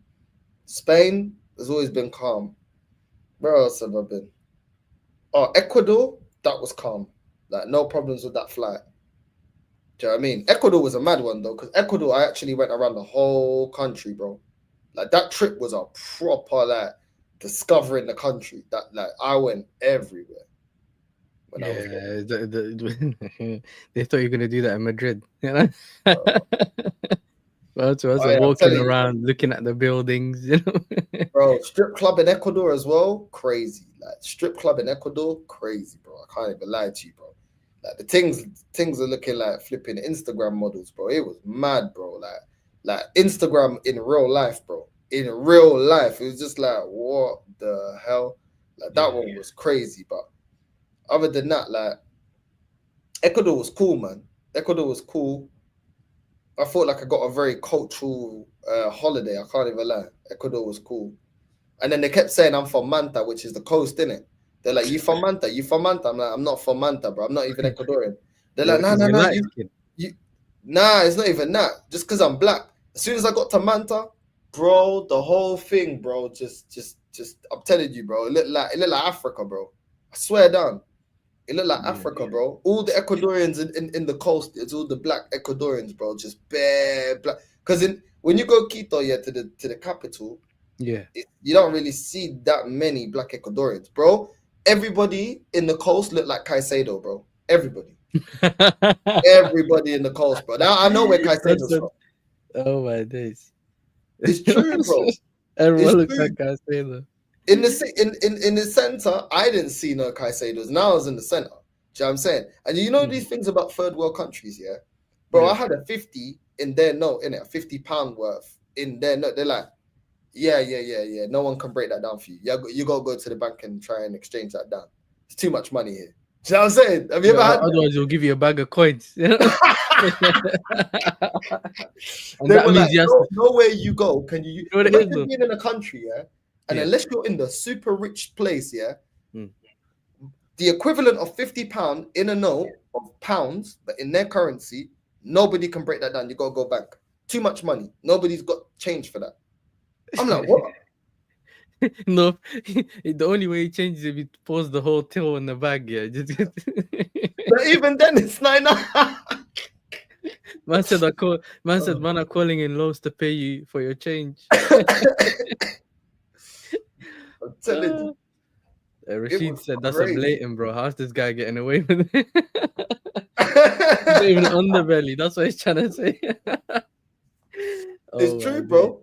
Type in Ecuador Manta, bro. I'm telling you. Everyone looks like Caicedo. If everywhere else, they all look like, you know what I mean? The capital, they all look like Mike's. That's what they look like. They look like Mike's. What it is, bro. It's a big difference, bro. But they're all Ecuadorian. Like, do you know what I mean? Just because of where you're from. Do you know what I mean? Just depending on what part of the country you're from. That's why I just find it funny when people generalize Latin people to one look. Like, these are people of multiple looks, multiple ethnicity. You know what I mean? It's yeah. But but yeah, that was crazy. Mexico was cool. I don't know if you ever been Mexico. Mexico's cool, man. Like for like a cultural thing. If you Yeah, my took cousin Mumsy went to there. Mexico, yeah, she'd love Mexico because of the touristic stuff. There's an Mhm. abundance. There's bare history. Nah, Mexico's lit, bro. For like family, I feel like it's lit, bro. There's My bare cousin shit went to there, see. yeah. He went there a time ago, I remember. Mexico's lit for that.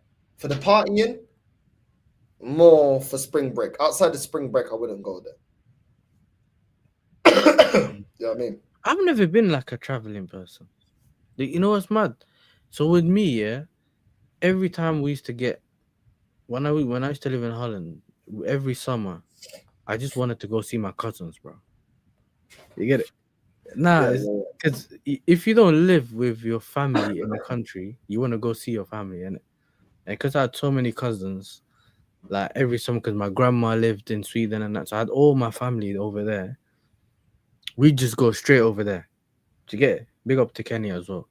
And it was one of those things where every time the summer hit, we'd spend like 4 weeks, whatever it is, between 4 and 6 weeks over there. My family would come from Norway and everything, and we'd all be in my grandma's house. And we'd just be chilling. You know what I'm saying? We're going out, kicking ball whole day, like whatever it is, in it. And I enjoyed that more, like instead of just whatever, like instead of just traveling and that. I've never really thought of that. Do you get it? It's a weird one. Just because I think I didn't really have cousins living in Holland, like a lot of family. So when we got the opportunity to go, we'd go straight 4 to 6 weeks in Sweden, yeah, with all my cousins. We all stay at my grandma's house. And then the one auntie that I have in Norway, yeah, they'll come across to Sweden. We kicking ball every day. We're going out, everything. You get it? It's that lit because the whole family is just on one big yard, yeah. And we're just chilling. And then we might even go to Norway or we might go to someone else's house or somewhere else and that's we stay there. And then once the summer ends, you're back to being whatever, innit? Like you're back to whatever school, whatever it is, innit? So that was like the one time a year we used to go. Then I think when we came to England, we'd go like twice a year or something like that. Do you get it? Because my mum wants to see my grandma and her mum. So it's a thing where we'd be going a bit more often. So it was lit. So I never really used to think of like, oh, I want to go Mexico or something like that. I'm like, bro, not all that, bro. I want to go see my cousin. I ain't seen my man in ages now. Let's go. You get it? We go there. We go out over there. So that's kind of been my thing, innit? It's only thing 2014 I went to Saudi. Listen, it was too hot for me over there, blood. Man came back on a wheelchair, fam. You get me? That's because I made a major error. Do you know what I'm saying? You call it a major error. You know what I done, North? That's how you know that I'm not used to traveling. Yeah, what's the one thing you don't do when you travel? You don't drink tap water. Where were you drinking tap water? Bro, Sweden and Norway have some of the best tap water. Like it's clean water. Like people in the chat will vouch for me, yeah. Norway, they drink the tap water is better than Volvic and all that rubbish that we drink in the cups, bro. Fresh. Holland, their things was all filtered and that. Their thing was clean. So I'm used to drinking tap water. Not the English, bro. The London water is all coke, whatever they like, calcium, whatever they want to call it, yeah. It's all chalk, whatever they call it in the water, yeah. That's done. I don't know what the word was again, but it's that, yeah.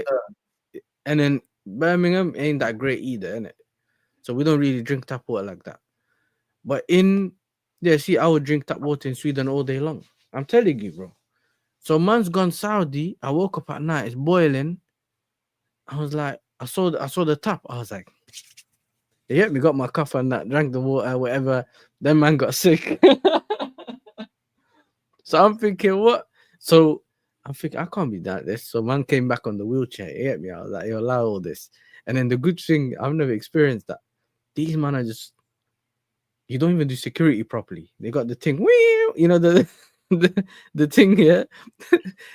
Man even checked my bag. He didn't check my pockets. He just let man in and he goes straight to the thing. No one checks you. As soon as I got to Turkey, they're like, don't worry, we'll take you around. And they put you in one of those lifts. I never thought I'd experienced that, but I went there. And that, bro, when I was there, it was at 50 degrees at some point, bro. And this is why they stay up at those countries because it's hot during the day, and they do most of it during the night. So the way it works there, I think they stay up and then they'll come back home during the day from work and they'll sleep, and then they go finish certain things and go out later, innit? So they have a bit more nightlife cultures kind of thing over there, innit? Because it's a bit colder at night.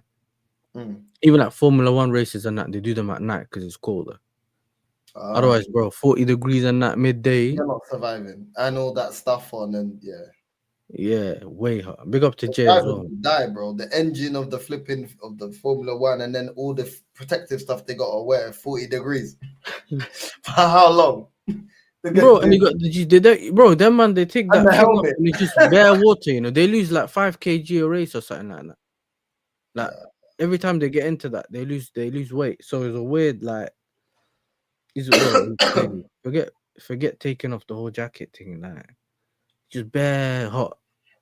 The good thing is obviously everything's air conditioned, but the problem is when you go out. Yeah.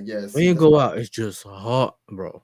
It's just, bro, it's like, you know, when he goes, we don't have it in England, but in like Sweden and other countries, you know, like you probably know, I don't know how it's in Portugal, but you know, if you go into a supermarket, the fridge section is separate. So like the milk and that is in like a box room. Like in the supermarket, you have to open like the doors and go into like a room where it's just milk and butter and everything. Does that make sense? We don't have that in Portugal. Yeah, they have that in like other countries, yeah. But it's like walking in the supermarket and then you're going into the fridge and it's just cold. That's how it feels like when you go into buildings and that thing, because it's just been cold, isn't it? You know, it's like hot outside and you're going in, it's just cold. And I think that's how some people also get ill, the air conditioning thing. You're going from hot to cold, hot to cold, cold to hot kind of thing, innit? And sometimes it's just that's how you get the headaches and all that, innit? And you feel sometimes you get the sniffles and all that. But yeah, man, I think other than that, well, I've been to like France. I've been to what other countries I've been to? Other than that, I've just been floating around England, bro. You know what I'm saying? There's no place I haven't been to in England. You know what I'm saying? So other than that, yeah, man. You know, for me, like, we always had things to resolve in Portugal, innit? So it was like that was always like a reason. Like we always had a reason that we had to go back there. Yeah. Whether it's my grandma, my granddad, my dad, whatever the case may be, mumsy's like, yo, we gotta go back, we gotta go back, we gotta go back. You know what I mean? So I spent so much time going to Portugal. I think that's why, like, I never even considered living there, because it's like I spent so much of my childhood there. You know what I mean? Going back there and not visiting other places in the world. Like, so now I'd rather go to Cape Verde if I then go to Portugal. Not because I don't like Portugal. Like when I got older, I experienced it as an adult, not as a child. That one was weird at first, because it's like, you know, obviously when you're a child, you go wherever mumsy says, you have a curfew, certain things you can't do. Obviously, you be out with your cousins, but certain things you can't do. So I clocked, like, because it was always like in family's house, we'd go to a shopping center, but then we'll go back. We didn't, like, my mum's not really of like obviously nightlife and stuff like that. So my mum just wants to have a little dinner, spend time with family. So when I got to Lisbon and I was older and I was with my ex, like, she's like, yo, where'd you go? I said, I don't know. I've been there, but I don't know how to get there. Do you know what I'm saying? Like, I was just with family, and it's just like this. But it's the same thing about me when I go to Holland. And man, when I tell someone I'm from Holland, okay, what's the best coffee shop in Rotterdam, bro? I left when I was 12. I wasn't going coffee shops. I didn't smoke weed and all of that. I was 12, bro. How do you expect me to know? Like, just because I said from Holland, don't mean I've been to coffee shops. You know? It's just true. It depends on the age. The age is very important, and it's a similar thing to what you're saying, isn't it? The age is important, and that's what falls into that. But yeah, so like, yeah, I mean, it's one of them ones where it's like I didn't know the whole city as a whole. So if it wasn't like to certain things that my mum wanted to do, I wouldn't know certain parts, or like there were certain areas, that I would know better than I would. Like you said, what's the flashiest restaurant or something like that? Because we would go to where the family would recommend, didn't it? And then a lot of times, you know how it is with black families, like, oh, come to my house, where, you know what I mean, we're having a gathering, we're gonna cook, you know what I'm saying? So you don't constantly be going out eating. You'll do it sometimes, but you're not doing it all the time, constantly. Do you know what I'm saying? Yeah. I know it's So it's one of them ones where it's like it's one of them ones. Once in a while, family get together, boom, boom, boom. So as an adult, I got to know Lisbon a lot better, like, and actually maneuver by myself. Because as you said, experiencing a country as a child and experiencing a country as an adult is two completely different worlds. Like as an adult, and now I know the best clubs, some of them.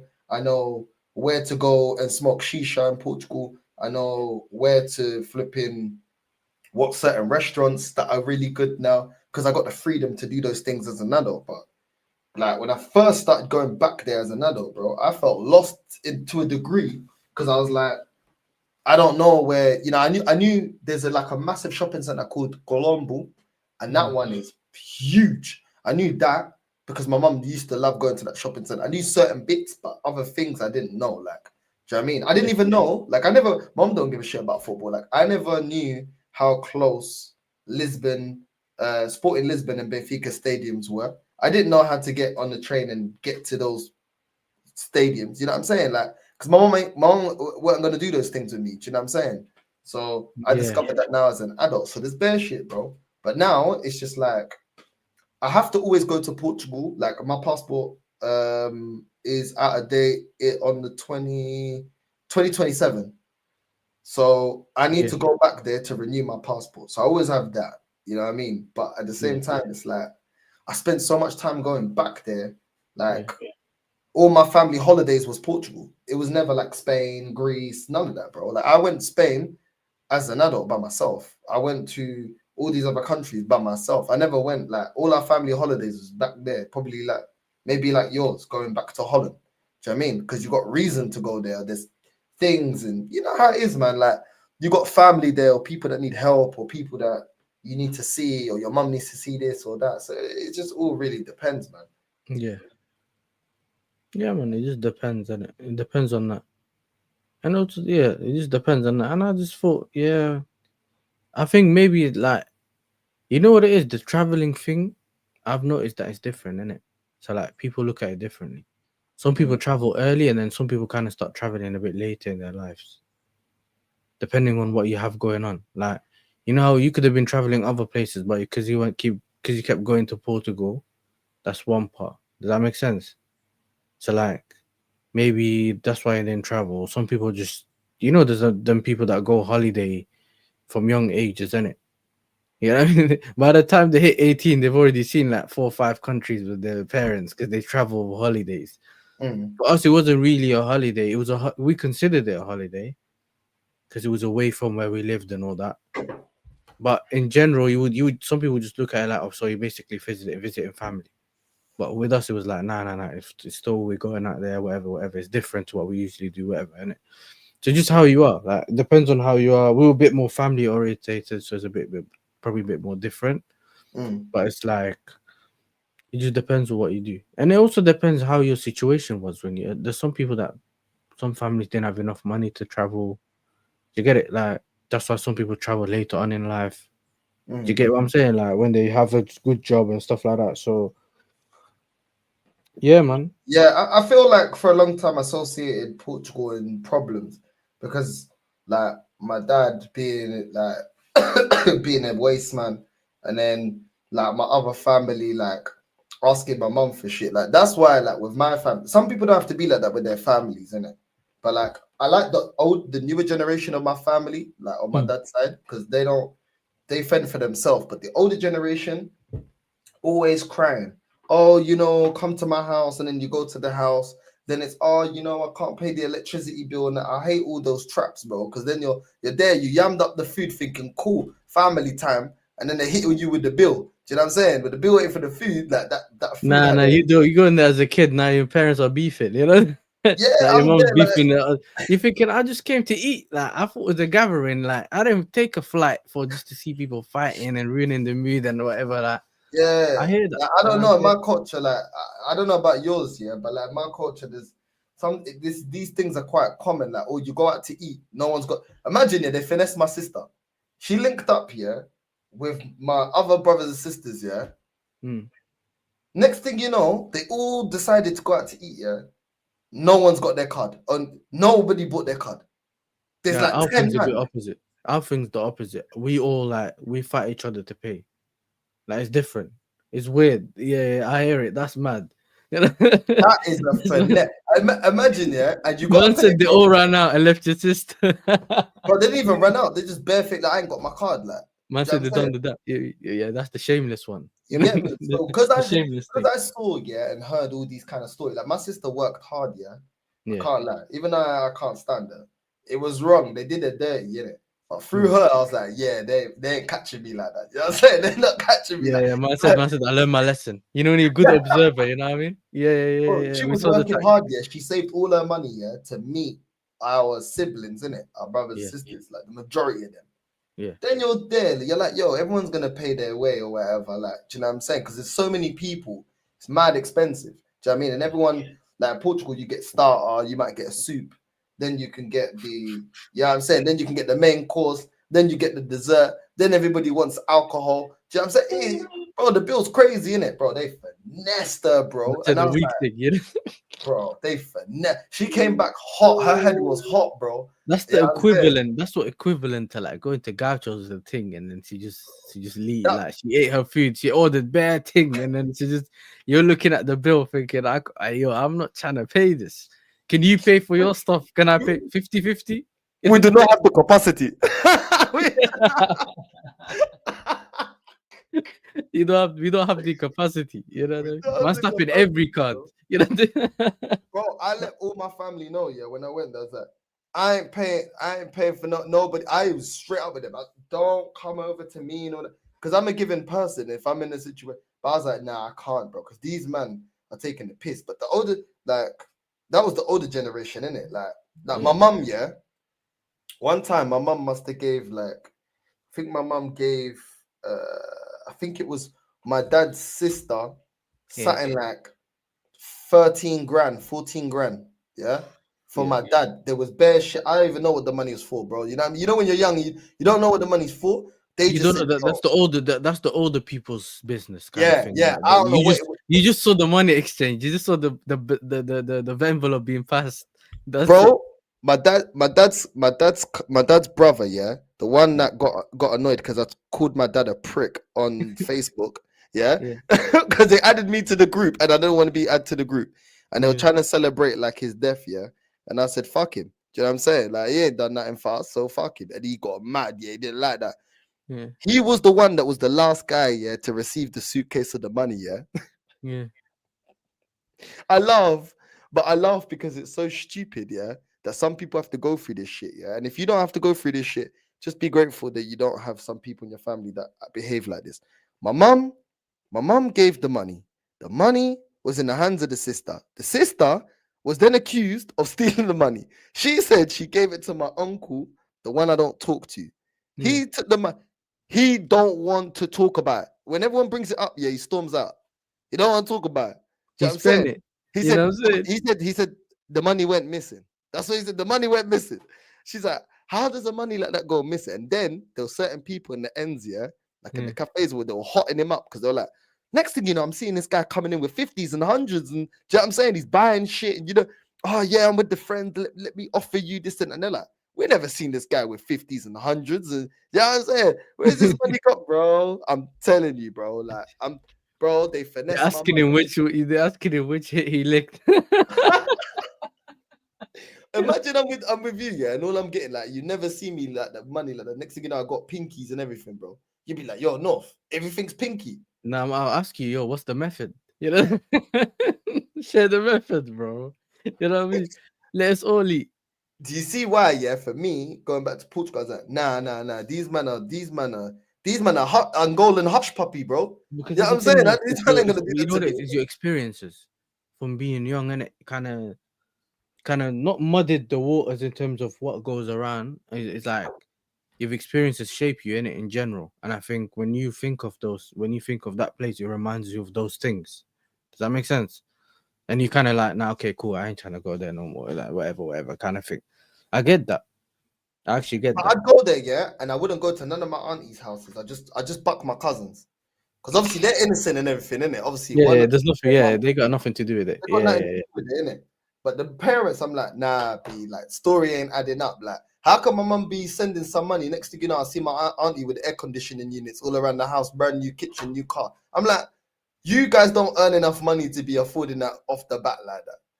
Some shit ain't adding up. You know what I'm saying? Yeah. Ain't adding up it. There's an Do you know what I'm agent, you know what I'm saying?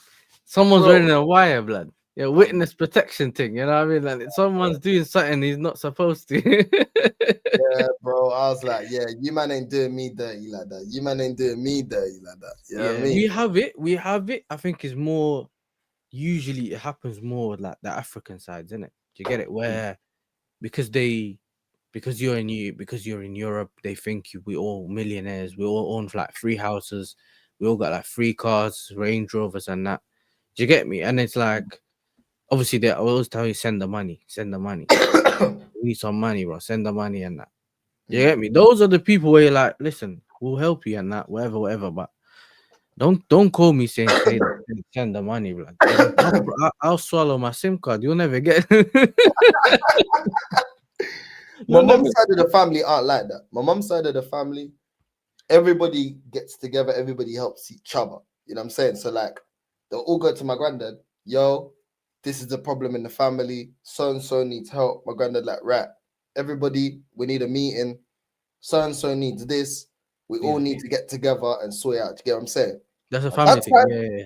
You know what I'm saying? They work it out. They more. There's more unity there to work together. And There's it's a thing where but they're all in happens, England. Do you get what I'm there's saying? not witnesses, but it's like everyone's come to an agreement.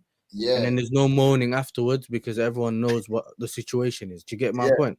You get me? Yeah. But they're all in England. If I really clock it, Yeah. they're all in England.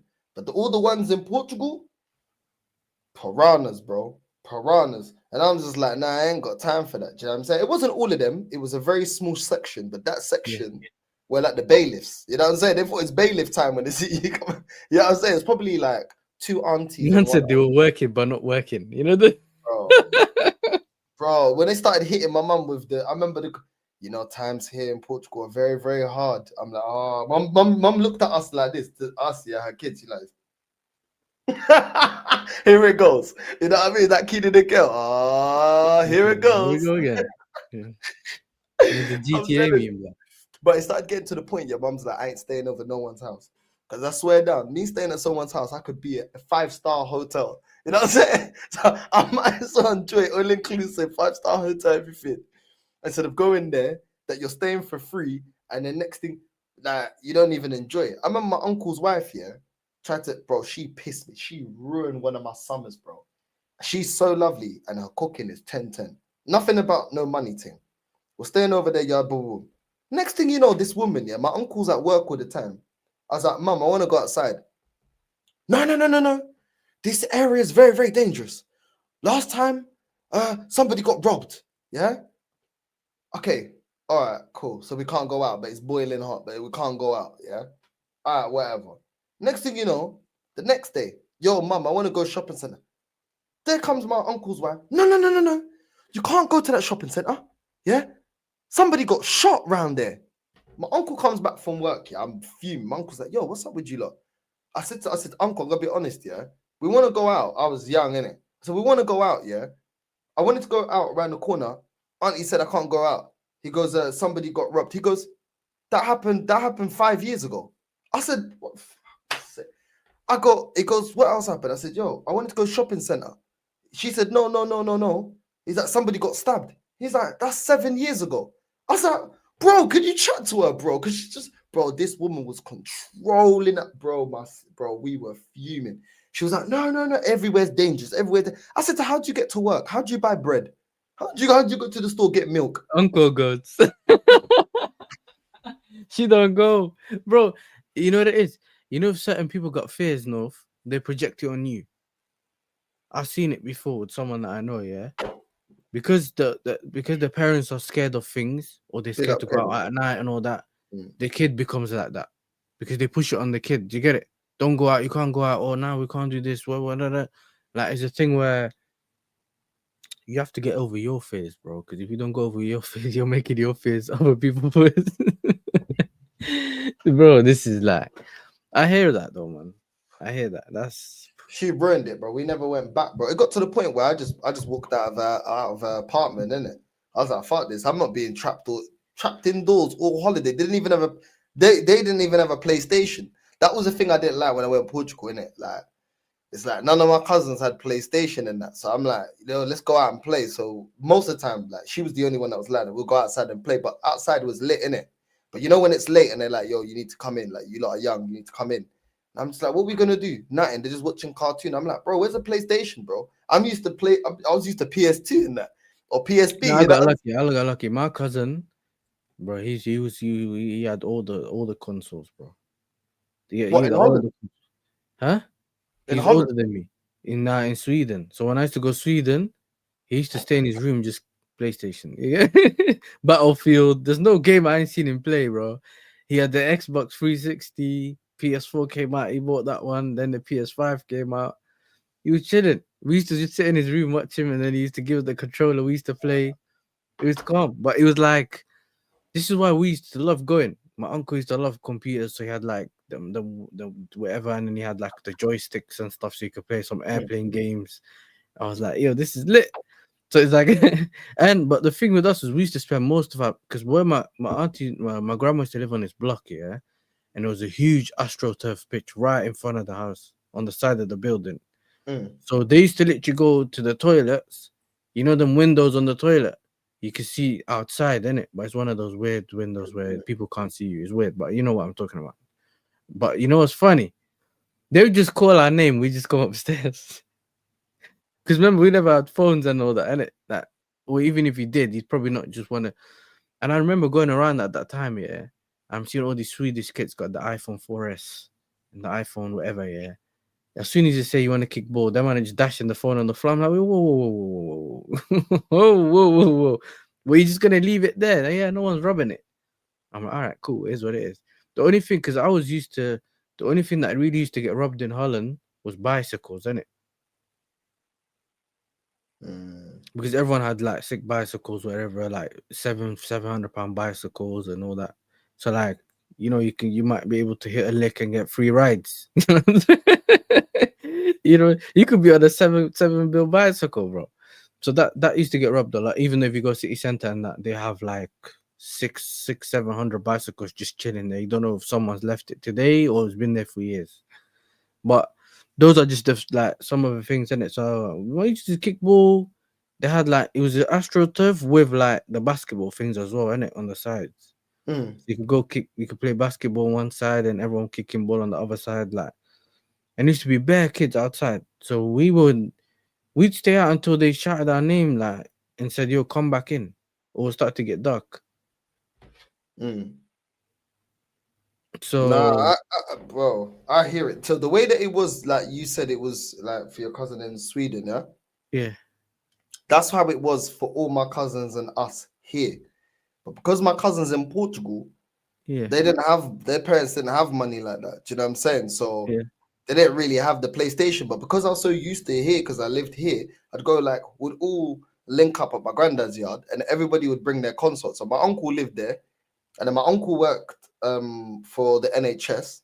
So all the computers, because he's part of the IT department, we all got brand new computers through him and laptops. We never paid for computers and laptops. You know who that is? No, if you want to know who that is, that's my uncle. You know what my uncle used to work? That company, it's called Turn Hotels. I don't know if you know about it. It's THON Hotels. Nah, He's one of the directors or something in the one in Norway, yeah. And he was in charge of the engineering or electrical department, whatever it was. So when they change all the TVs in the building, they put it all in the rooms. So they like, so you know what they used to do? They used to get in the rooms. They get in the rooms and then they divide it. So like, you know what? We got 50 TVs. You take 20. You take 20. The managing directors just share it. And he used to tell me, listen, we found all these things. Like we find, what's it called? We found MacBooks. Man said, just send it to the Chinese. Don't tell them to unlock it. The person never came back for the MacBook. Yeah, we'll just find a way. But like in general, everything they find, and every time they update the hotels and stuff like that, you'd get things. What's it called? You'd get things in. He used to bring things. One day it's like, yeah, well, listen, if you want, we got TVs. Like, bro, I can't take a TV to England, like Holland, whatever it was. He goes, I got too many. I said, bro, just I don't know, give them out to people that need TVs, whatever it is. But that's how similar how you were saying about the NHS thing. That's how my uncle was. He'd bring That was my PC. uncle, bro. He'll be like reprogramming them as well, because obviously I had the NHS software. You can't go through the details, but you had like, the background, the standard, innit? It's Windows, it's Windows, but then you have to log in and so what you do is you just have to like delete. So he like, wipe rebooted it. it. He had the CDs back in the day, and he would reprogram it. I used to do that a lot. Windows, you get a Windows XP CD. He'll be doing it with like free in it. So you'd literally go to him, but you have to chase this guy because he'll be forgetful. You're like, yo, Dio, I need a new laptop. No worries. He'll get you a Dell laptop. You know what I mean? Because they can't sell it, innit? And so they give it to him and he can take it because they like you said about your uncle, they're refreshing I think they refreshed it like every 3-4 years. They'd refresh all the laptops, innit? All the computers, all the monitors. So then you'd have like in his room, he'd have like 3-4 monitors connected in one, innit? Do you know what I mean? And then he would have like subwoofer below his bed that's connected to the laptop, to the PC and everything. So then we'd be watching movies. That's when I watch Boondocks with my cousins. Most of my cousins are male, innit? So there's like 7 boys and like 2-3 girls, innit? So then we would all be like, we'd even play what's that game? Command and Conquer.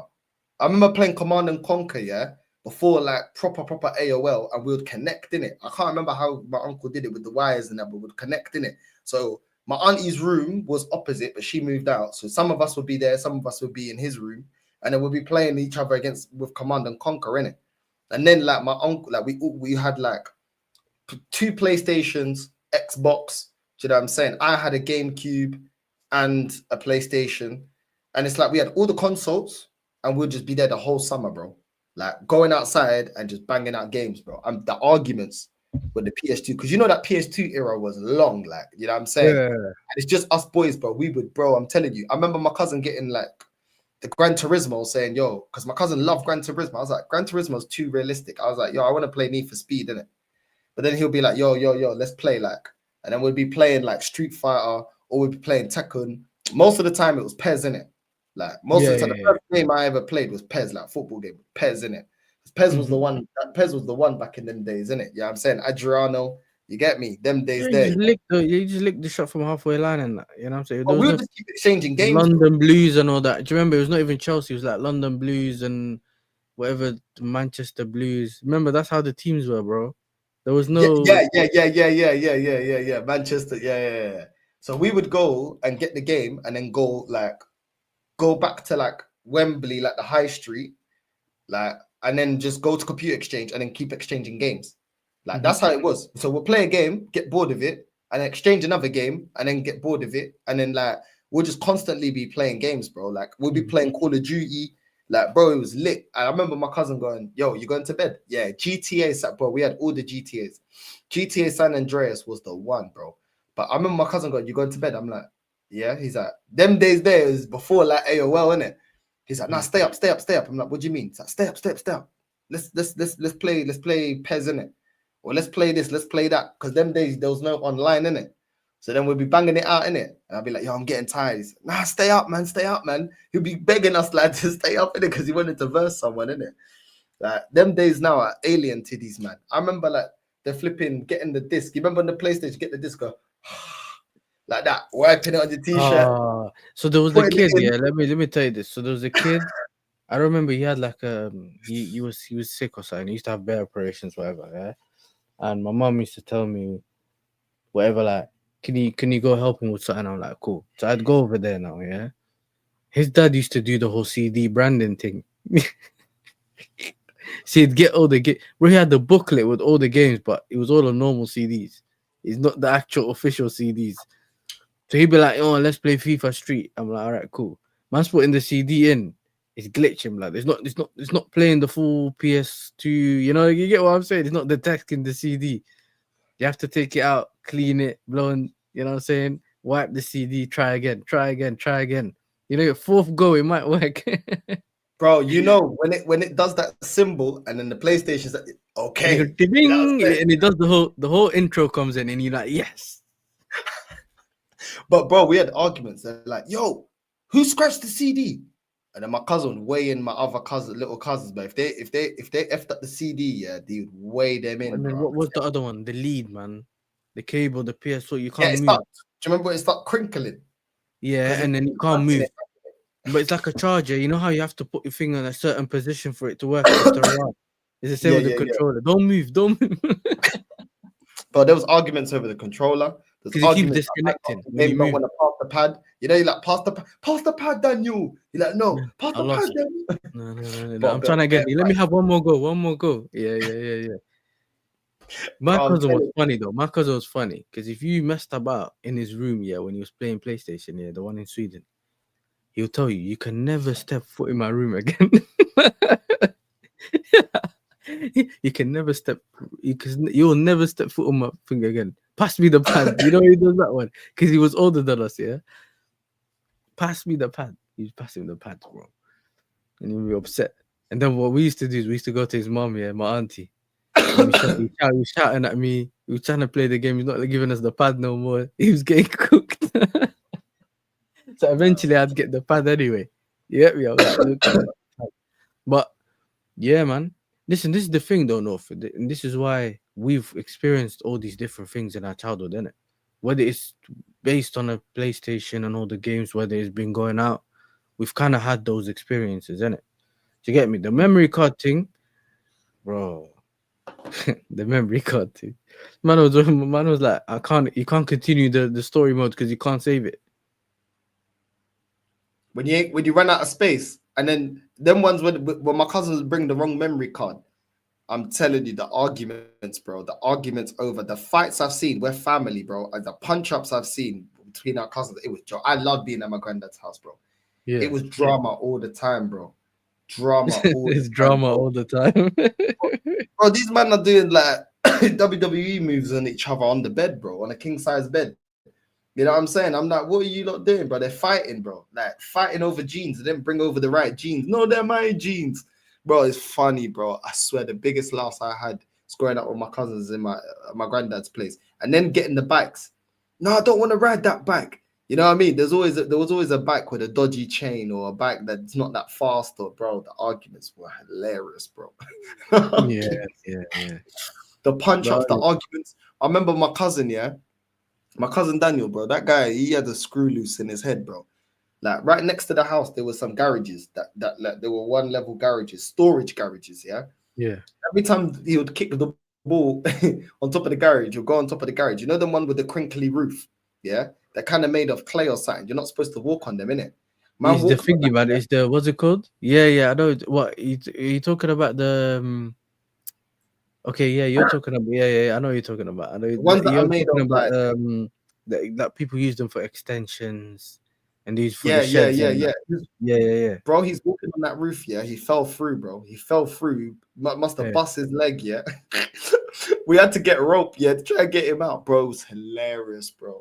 Like the light, you know the lights in the kitchen, the long ones with the tubes, lights. Yeah, the ones you have. Yeah.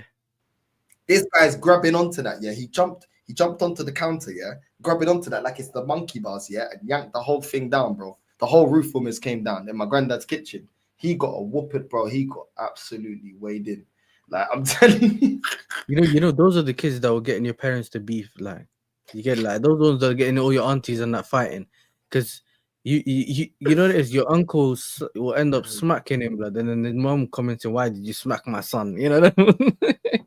One time, yeah, he was with him, bro. One time, yeah, this dickhead, yeah, we're in the kitchen, and he, for some reason, you know them, I don't know, there's cups, them plastic cups, yeah. Yeah. He got one of the, but they're a proper cup, but it's made of plastic, thick plastic, yeah, but it's a proper cup. He used that to piss. The toilet is right next to the flipping kitchen. There's 2 toilets, bro. He pissed in it, and then they're like, one time I was gonna like, one of my cousins, yeah, was gonna drink out of, don't piss in that cup. Daniel pissed in that cup. Don't touch that cup. Daniel pissed in that cup. Bro, I remember my auntie found out, yeah. She got the rolling pin, yeah, and she goes, today I'm gonna kill you, bro. She was actually gonna kill him.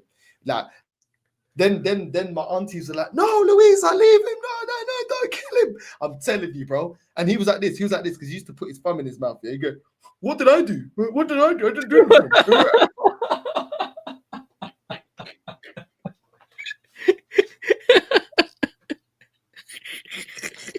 My cousins were wild, bro. I swear down, my cousins were wild, bro. Daniel was the wildest, though. That guy, anything, bro. This guy will do anything. Like, the guy who just couldn't sit still. He'll be in the living room, yeah, kicking the ball. We're like, Daniel, you're 13. Stop kicking the ball. Nah, it's fine. Smack it, yeah. My grandparents had massive windows, yeah. Smash straight through the window. And he goes, what do you? I was only doing kick-ups. Bro, I forgot which kid it was that I used to know, yeah. We still keep telling you, bro. Take your hand out your mouth, bro. He was getting old, bro, and the fun was never leaving his mouth, bro. I was thinking, bro. Yeah, I'm saying. And he had like a little cut one time, but you'd always used to play with it, and it turned into like a mushroom-looking thing. And they're like, Daniel, look at you, stupid You're talking about the water, innit? Yeah, with the stupid mushroom in the back of your head. And that's the cousin. Oh, they're taking the make man said Harvey, you know, that's crazy. Bro, I'm telling you, yeah, like these man, like Daniel, that him is in particular, he was crazy. We had scaffolding around my granddad's house, innit? Yeah. They were changing the windows, yeah. This guy goes on the scaffolding, yeah, somehow gets onto the roof and then says, oh, yeah, I'm just playing my PSP on the roof. They're like, what do you mean you're playing your PSP on the roof? You're not supposed to play your PSP on the roof. He's like, yeah, it's fine. This guy, when he's losing, jumping up and down on the roof, yeah, breaking the tiles, bro. We could have had a roof leak, bro. That's thousands of pounds, bro. When he got down, he got his ass knocked the fuck out, bro. They absolutely weighed him in, bro. I swear down, it's borderline. If you're not from the culture, you think it's abuse, man. Social services, you know what I'm saying? What are you be calling social services, bro? You know? He's just a child there that would just not listen, bro. He would, you tell him no, he's doing it. Whatever it is, he's doing it. This guy doing flipping wheelies in the kitchen, because the kitchen had a corridor in it. So my granddad's coming in with the groceries. He's got someone doing a wheelie towards him, bro, in the house. With a BMX. Yeah, bro, that's wild, bro. You know what I'm saying? This guy was out of control. I'm telling you, you would have been, but I'm telling you, it was pure entertainment the whole time. I swear down. The funniest moments of my life, and I've had a lot of funny moments, bro. Yeah. That guy, he was a menace, bro. Absolute menace. But he was a baller, though. I can't lie. His biggest talent was football. Like even now, trust me, like, you know, the ones where everyone from like a whole area knows, like, I'm talking about all of Northwest knew him for being a baller. Yeah, I'm saying, like, I wouldn't even say it's my cousin. It'd be like, oh, that Daniel, your cousin? Yeah, say. You can like play, that. you can play. You know what I'm saying? Like, even play. Yeah, that's it. Yeah. Like, it's like a vouch. It's like a vouch for you. Even if you don't know if you can kick ball or not, if he's your cousin, he can play with us. You know what I'm saying? Yeah. He'll play like 2 minutes, but like that was his talent, yeah. But obviously, that's when he stopped being ambitious. That's the one I was talking about earlier on that took the piss when he was at my house. When football didn't go for him, he like lost his way, innit? He felt lost because all his life he's been in academies and stuff, innit? So I felt sorry for him, innit? Because my uncle was always telling me, you're gonna make it. And this is the thing about players, yeah. You can have the most talent. If you're not in the right place at the right time, you just won't get picked up. Some people just don't have that luck to be selected, you know. There's some people that get spotted kicking ball in a warehouse, blood. Like not even outside. Like you just get kicked. You just see someone do kick-ups and someone spots you or something like that, or kicking ball in your back garden. Your neighbor sees you and he knows a scout. Like that, some people get picked up in places that you never expect someone to get picked. Then you got people that have been to all the academies and they don't get picked. Like, do you get it? Like, there's an element of luck. Maybe some people say it's the money thing. If you got money, it's easier, all of that. But it's just there's a part of it that's element of luck, and it's like if you don't make it because you're so fixated, then that's the only thing you know. Especially when people. I had a similar thing with my brother, and he got into football late. My younger brother, and then when he started to realize that he was a bit too late to start joining academies or whatever, like stuff like that, he still wanted to do it. But when you start reaching that age of like 16, 17, you should be like, that's when people get into teams, bro. Do you get it? Max Dowman, I know he's special and all that, but he's trying to get into the first team at 16. You can't start joining academies at 16 and that. Like, it doesn't, that's like a rare, innit? So then, as someone whose aim it was to become a footballer, you still have that hope, innit? Because that's your aim. So you still think I'm gonna make it, but then you could potentially throw your life away, innit? Because then you're not That's what he focusing on did. you're not focusing on studies, you're not focusing on anything. You reach your age and then you got nothing left because you ain't got the football, and then you got nothing else you've done in your life. As in, at least if you have if you That's got what he did. math degrees and stuff like that, whatever, like you could still try to do another job, whatever. Like because it's all about making it, and then when that doesn't happen, the world collapses, and that's why you also have those stories about some of the younger footballers who've taken their own lives and stuff like that, where when they realize they're not making it or they've been released from an academy, whatever, and they've seen some of their other teammates make it or play for the first team. Do you get it? Where there's a very sad reality to that bit, and I think if you don't actually know, when you know people, you actually, as in, someone like someone who was playing and they managed to make it and stuff like that, you actually really get an insight to how bad it gets for someone, especially if they struggle to handle it. You get, there's some people that are like, well, I didn't make it, fair enough, and let me just figure something else out. But then because you ain't got a plan, you don't have a goal. This is the thing, North. You and I can set a goal. Like with the YouTube thing, I can say 1K, 2K, 3K. Do you get it? And then your aim is, you have an aim, right? Or what you used to do, where you used to say, I want to be a gas engineer. This is what I need to get.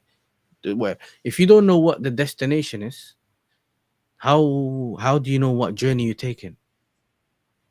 Does that make sense? Like, how do you know what bus do I need to take? What tram do I need to take to get to that location? Does that make sense?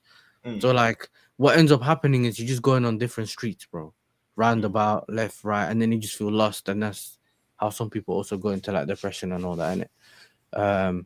Or you see, all people at that age as well see their mates graduating and doing other things, and it's like, bro, I'm not doing this and I'm not doing that.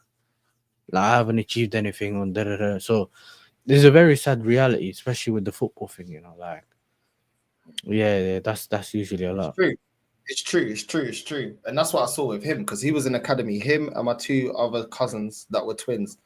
Them three were the ones that were in academy. Me and my older cousin were a bit more like, okay, we went, like Fulham Academy, and that. But then I started seeing real quick, like, I'm like, if I put all my eggs in this, like, how's this gonna work for me if it doesn't work out?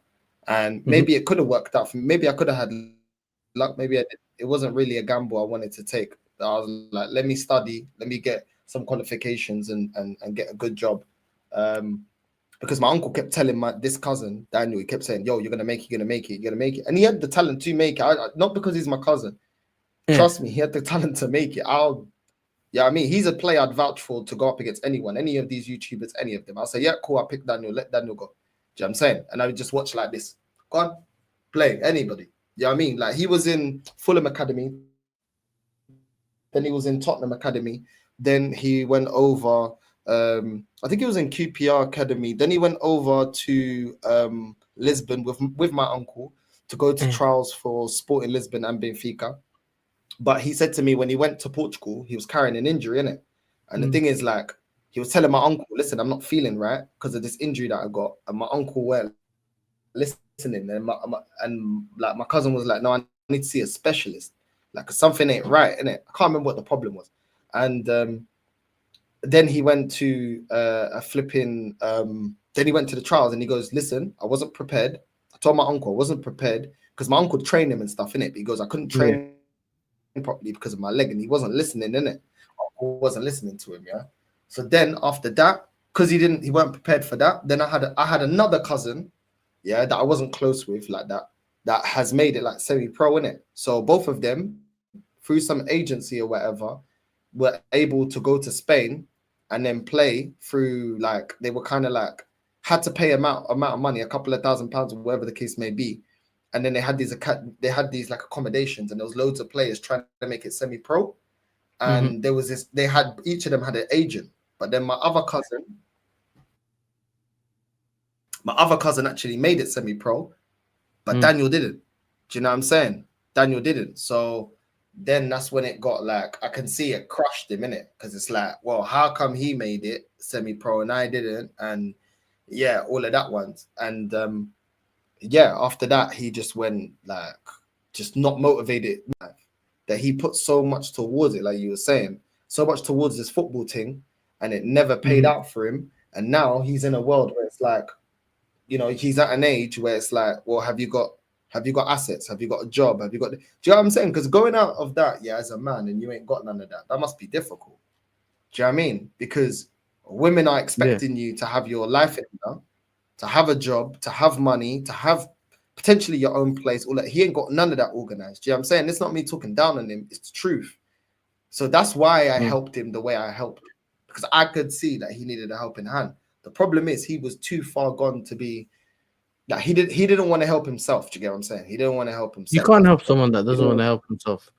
It becomes a thing where you just look like you're forcing him, bro. Like, do you get it? At that point, you're forcing him. Do you get what I'm saying?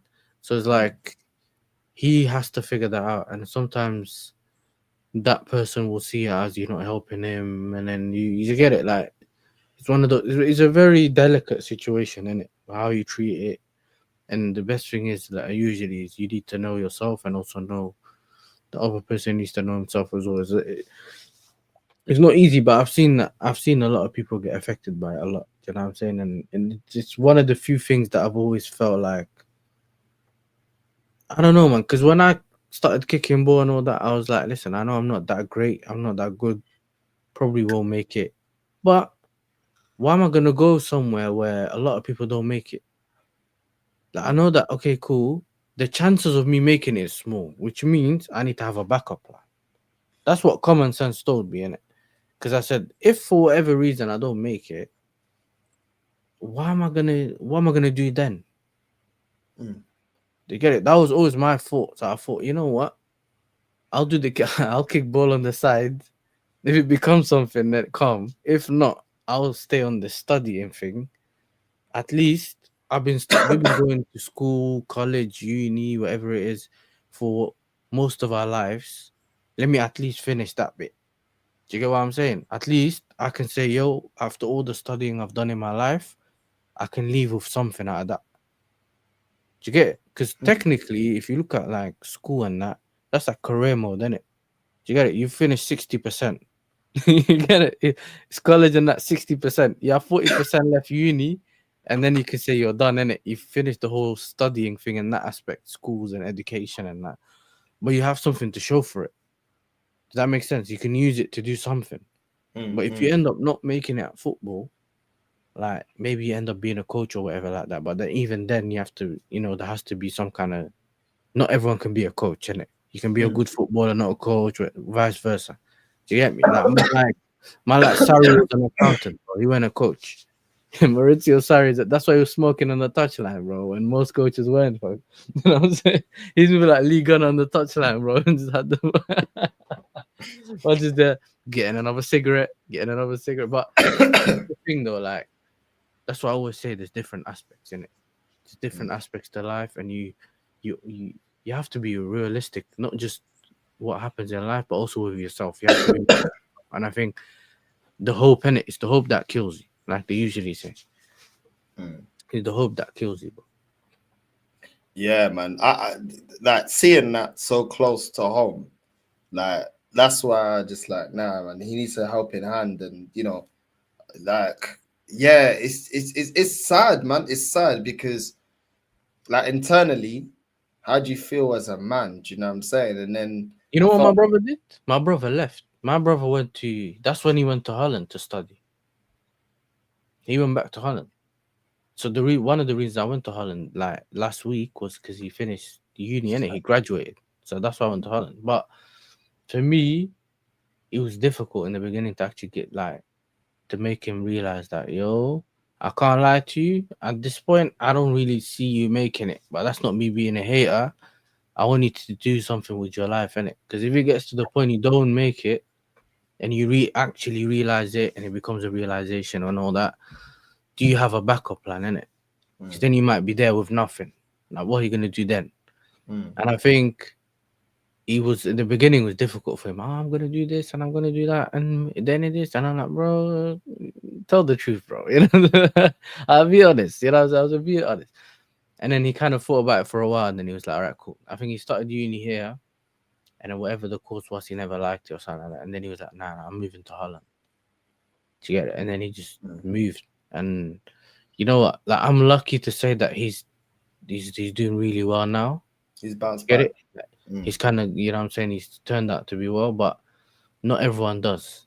Do you get? Not everyone's lucky enough to be in that situation where they do turn up and get through that difficult period, innit? So yeah, man. That's why when I see some of the stories come out sometimes about other people where they're very young or whatever, like, it's very sad, innit? Do you know what I'm saying? And you just hope that people have to realize it. I think maybe sometimes also selling the person copium doesn't help. You know what I'm saying? You know, if you're gonna make it and all that. I know that obviously your cousin was like you said, it was a good footballer, and that's a bit different. But you can't really say you're gonna, like, just basically saying you're gonna make it is a statement. Do you get it? And that's almost saying it's guaranteed, bro. Like, so if you guarantee someone, if I said to you, you're winning the league this season, like, you're winning the league, yeah, and then you don't, you're gonna be fuming because you're like, you told me I'm winning the league. You never said there's a possibility.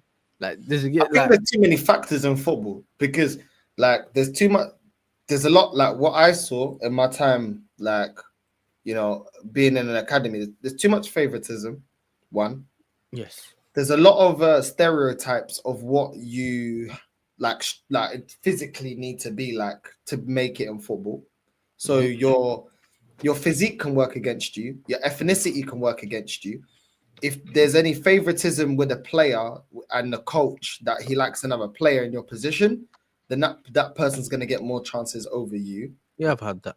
You know what I'm saying? There's a lot of politics as well. If you're not from that country, then there can be a lot of politics because certain other parents kind of try and, you know, ease their son into the team, even though they don't. It's not warranted. It's a lot of politics. American movies, no. Remember the American movies? I'll sponsor the school. I'll pay 10 million to put a new sign at the front. You know, like, just to get my college, my son into this college. Like, it's similar. And I think I've been through the whole. When I came to England, I've been through the whole. You know what I'm saying? Man sitting on the bench for like 3 weeks in a row, blood, and I'm about to punch the manager up, blood. If I said it was the 4th week, I'm punching him out. Don't ask me about no. Where was it called when you have to pay to play or something? Like, remember, you have to pay like £5 or something each game. Every person has to put in the money. I told man, I ain't giving you £5 if you're benching me, brother. I'm a spectator. I'm a spectator. What are you charging me? Like, what's going on here? And for me, when I first came, it was like a culture shock, innit? Because in England, you know how it is. You have to be a, you know what I'm saying? You have to be a rugby player, bro. That kicks ball. That's what they want. They want a rugby player that kicks ball. And I was looking at everyone. I'm used to kicking ball like the Moroccans and that. You get me? You just get nutmeg left, right, and center, like that kind of. We just kick ball, innit? So I go over there. I'm just running. I can keep getting clotheslined and that by these. I'm fucking raw, like. Do you kick ball, or are you just trying to, like, am I in the wrong sports or something? Is it like a mixture of football and rugby, or is it football? Then I started realizing I want you. What the guy was like, what did the manager say? He said something to me about I went on the left wing, cooked that right back.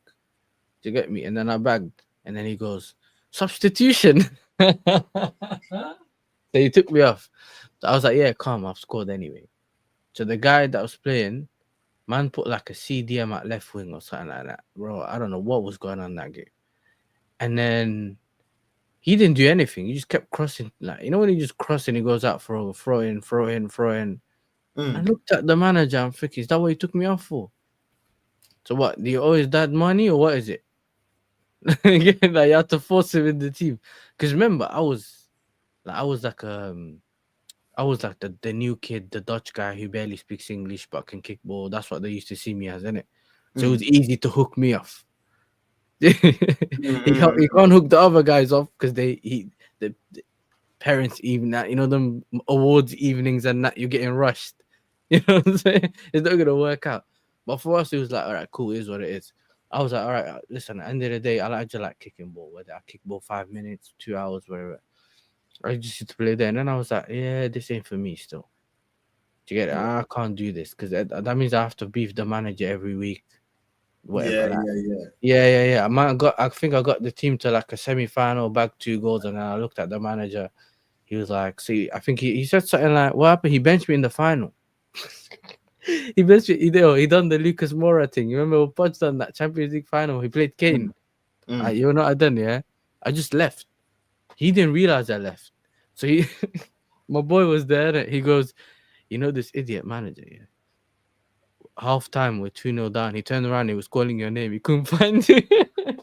I said, he can hold that one. You know what I'm saying? Tell him I'm not coming back. You know what I mean? And then he was like, and they lost that final. And then he saw me. I saw him in the city center one day, yeah? He said, he looked at me, he goes, I should have played you more, you know?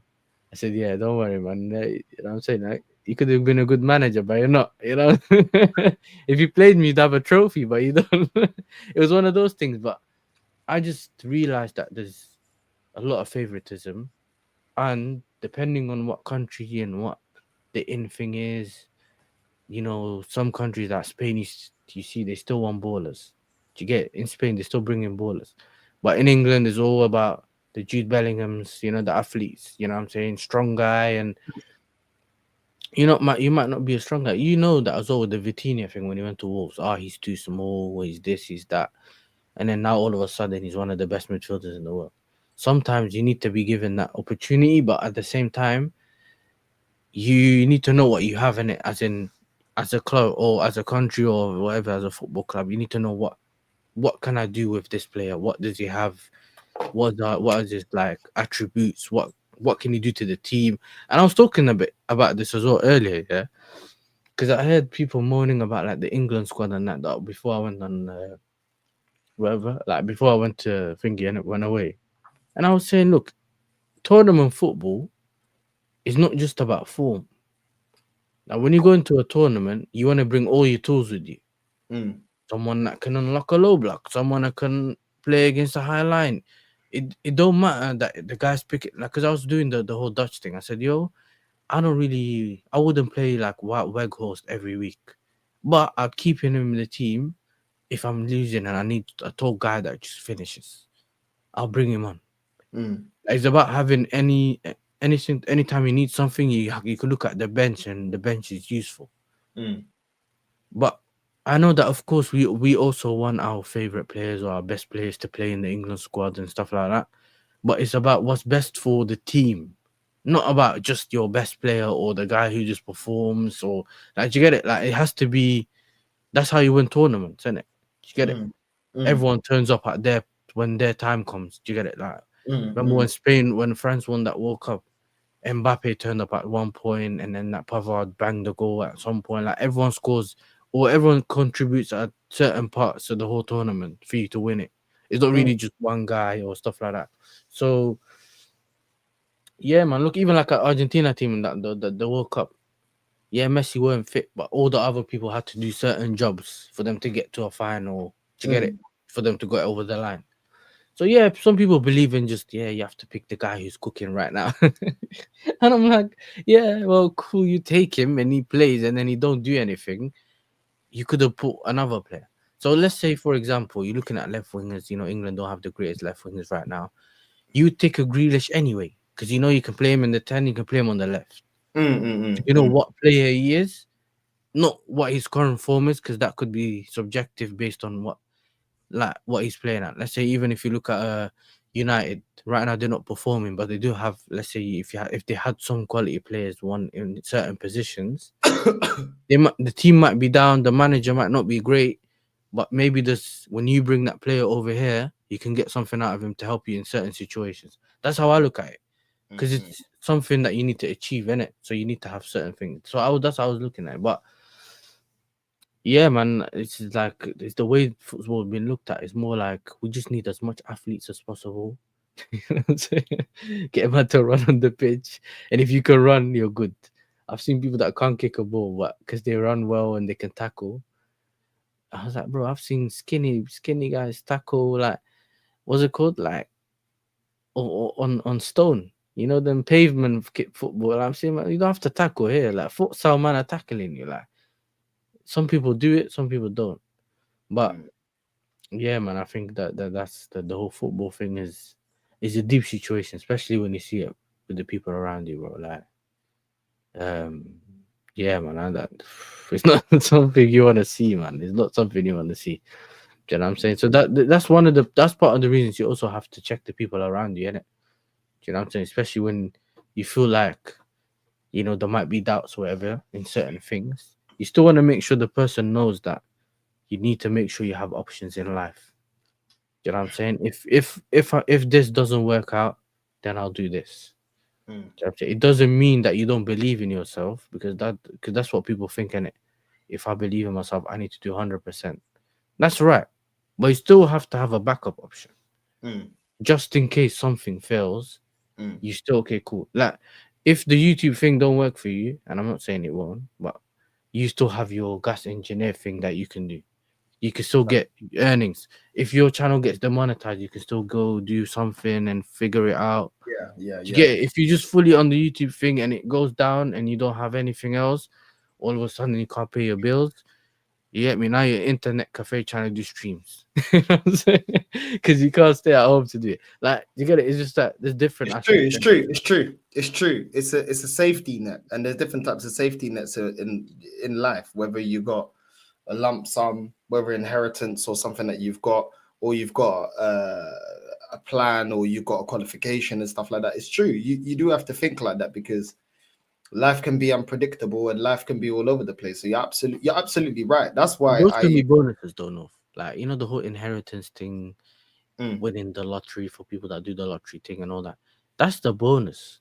You're like, oh damn, I got that. Like that is an extra. You don't rely on it. No. Have you ever seen that show of that fat guy, that the financial audit guy?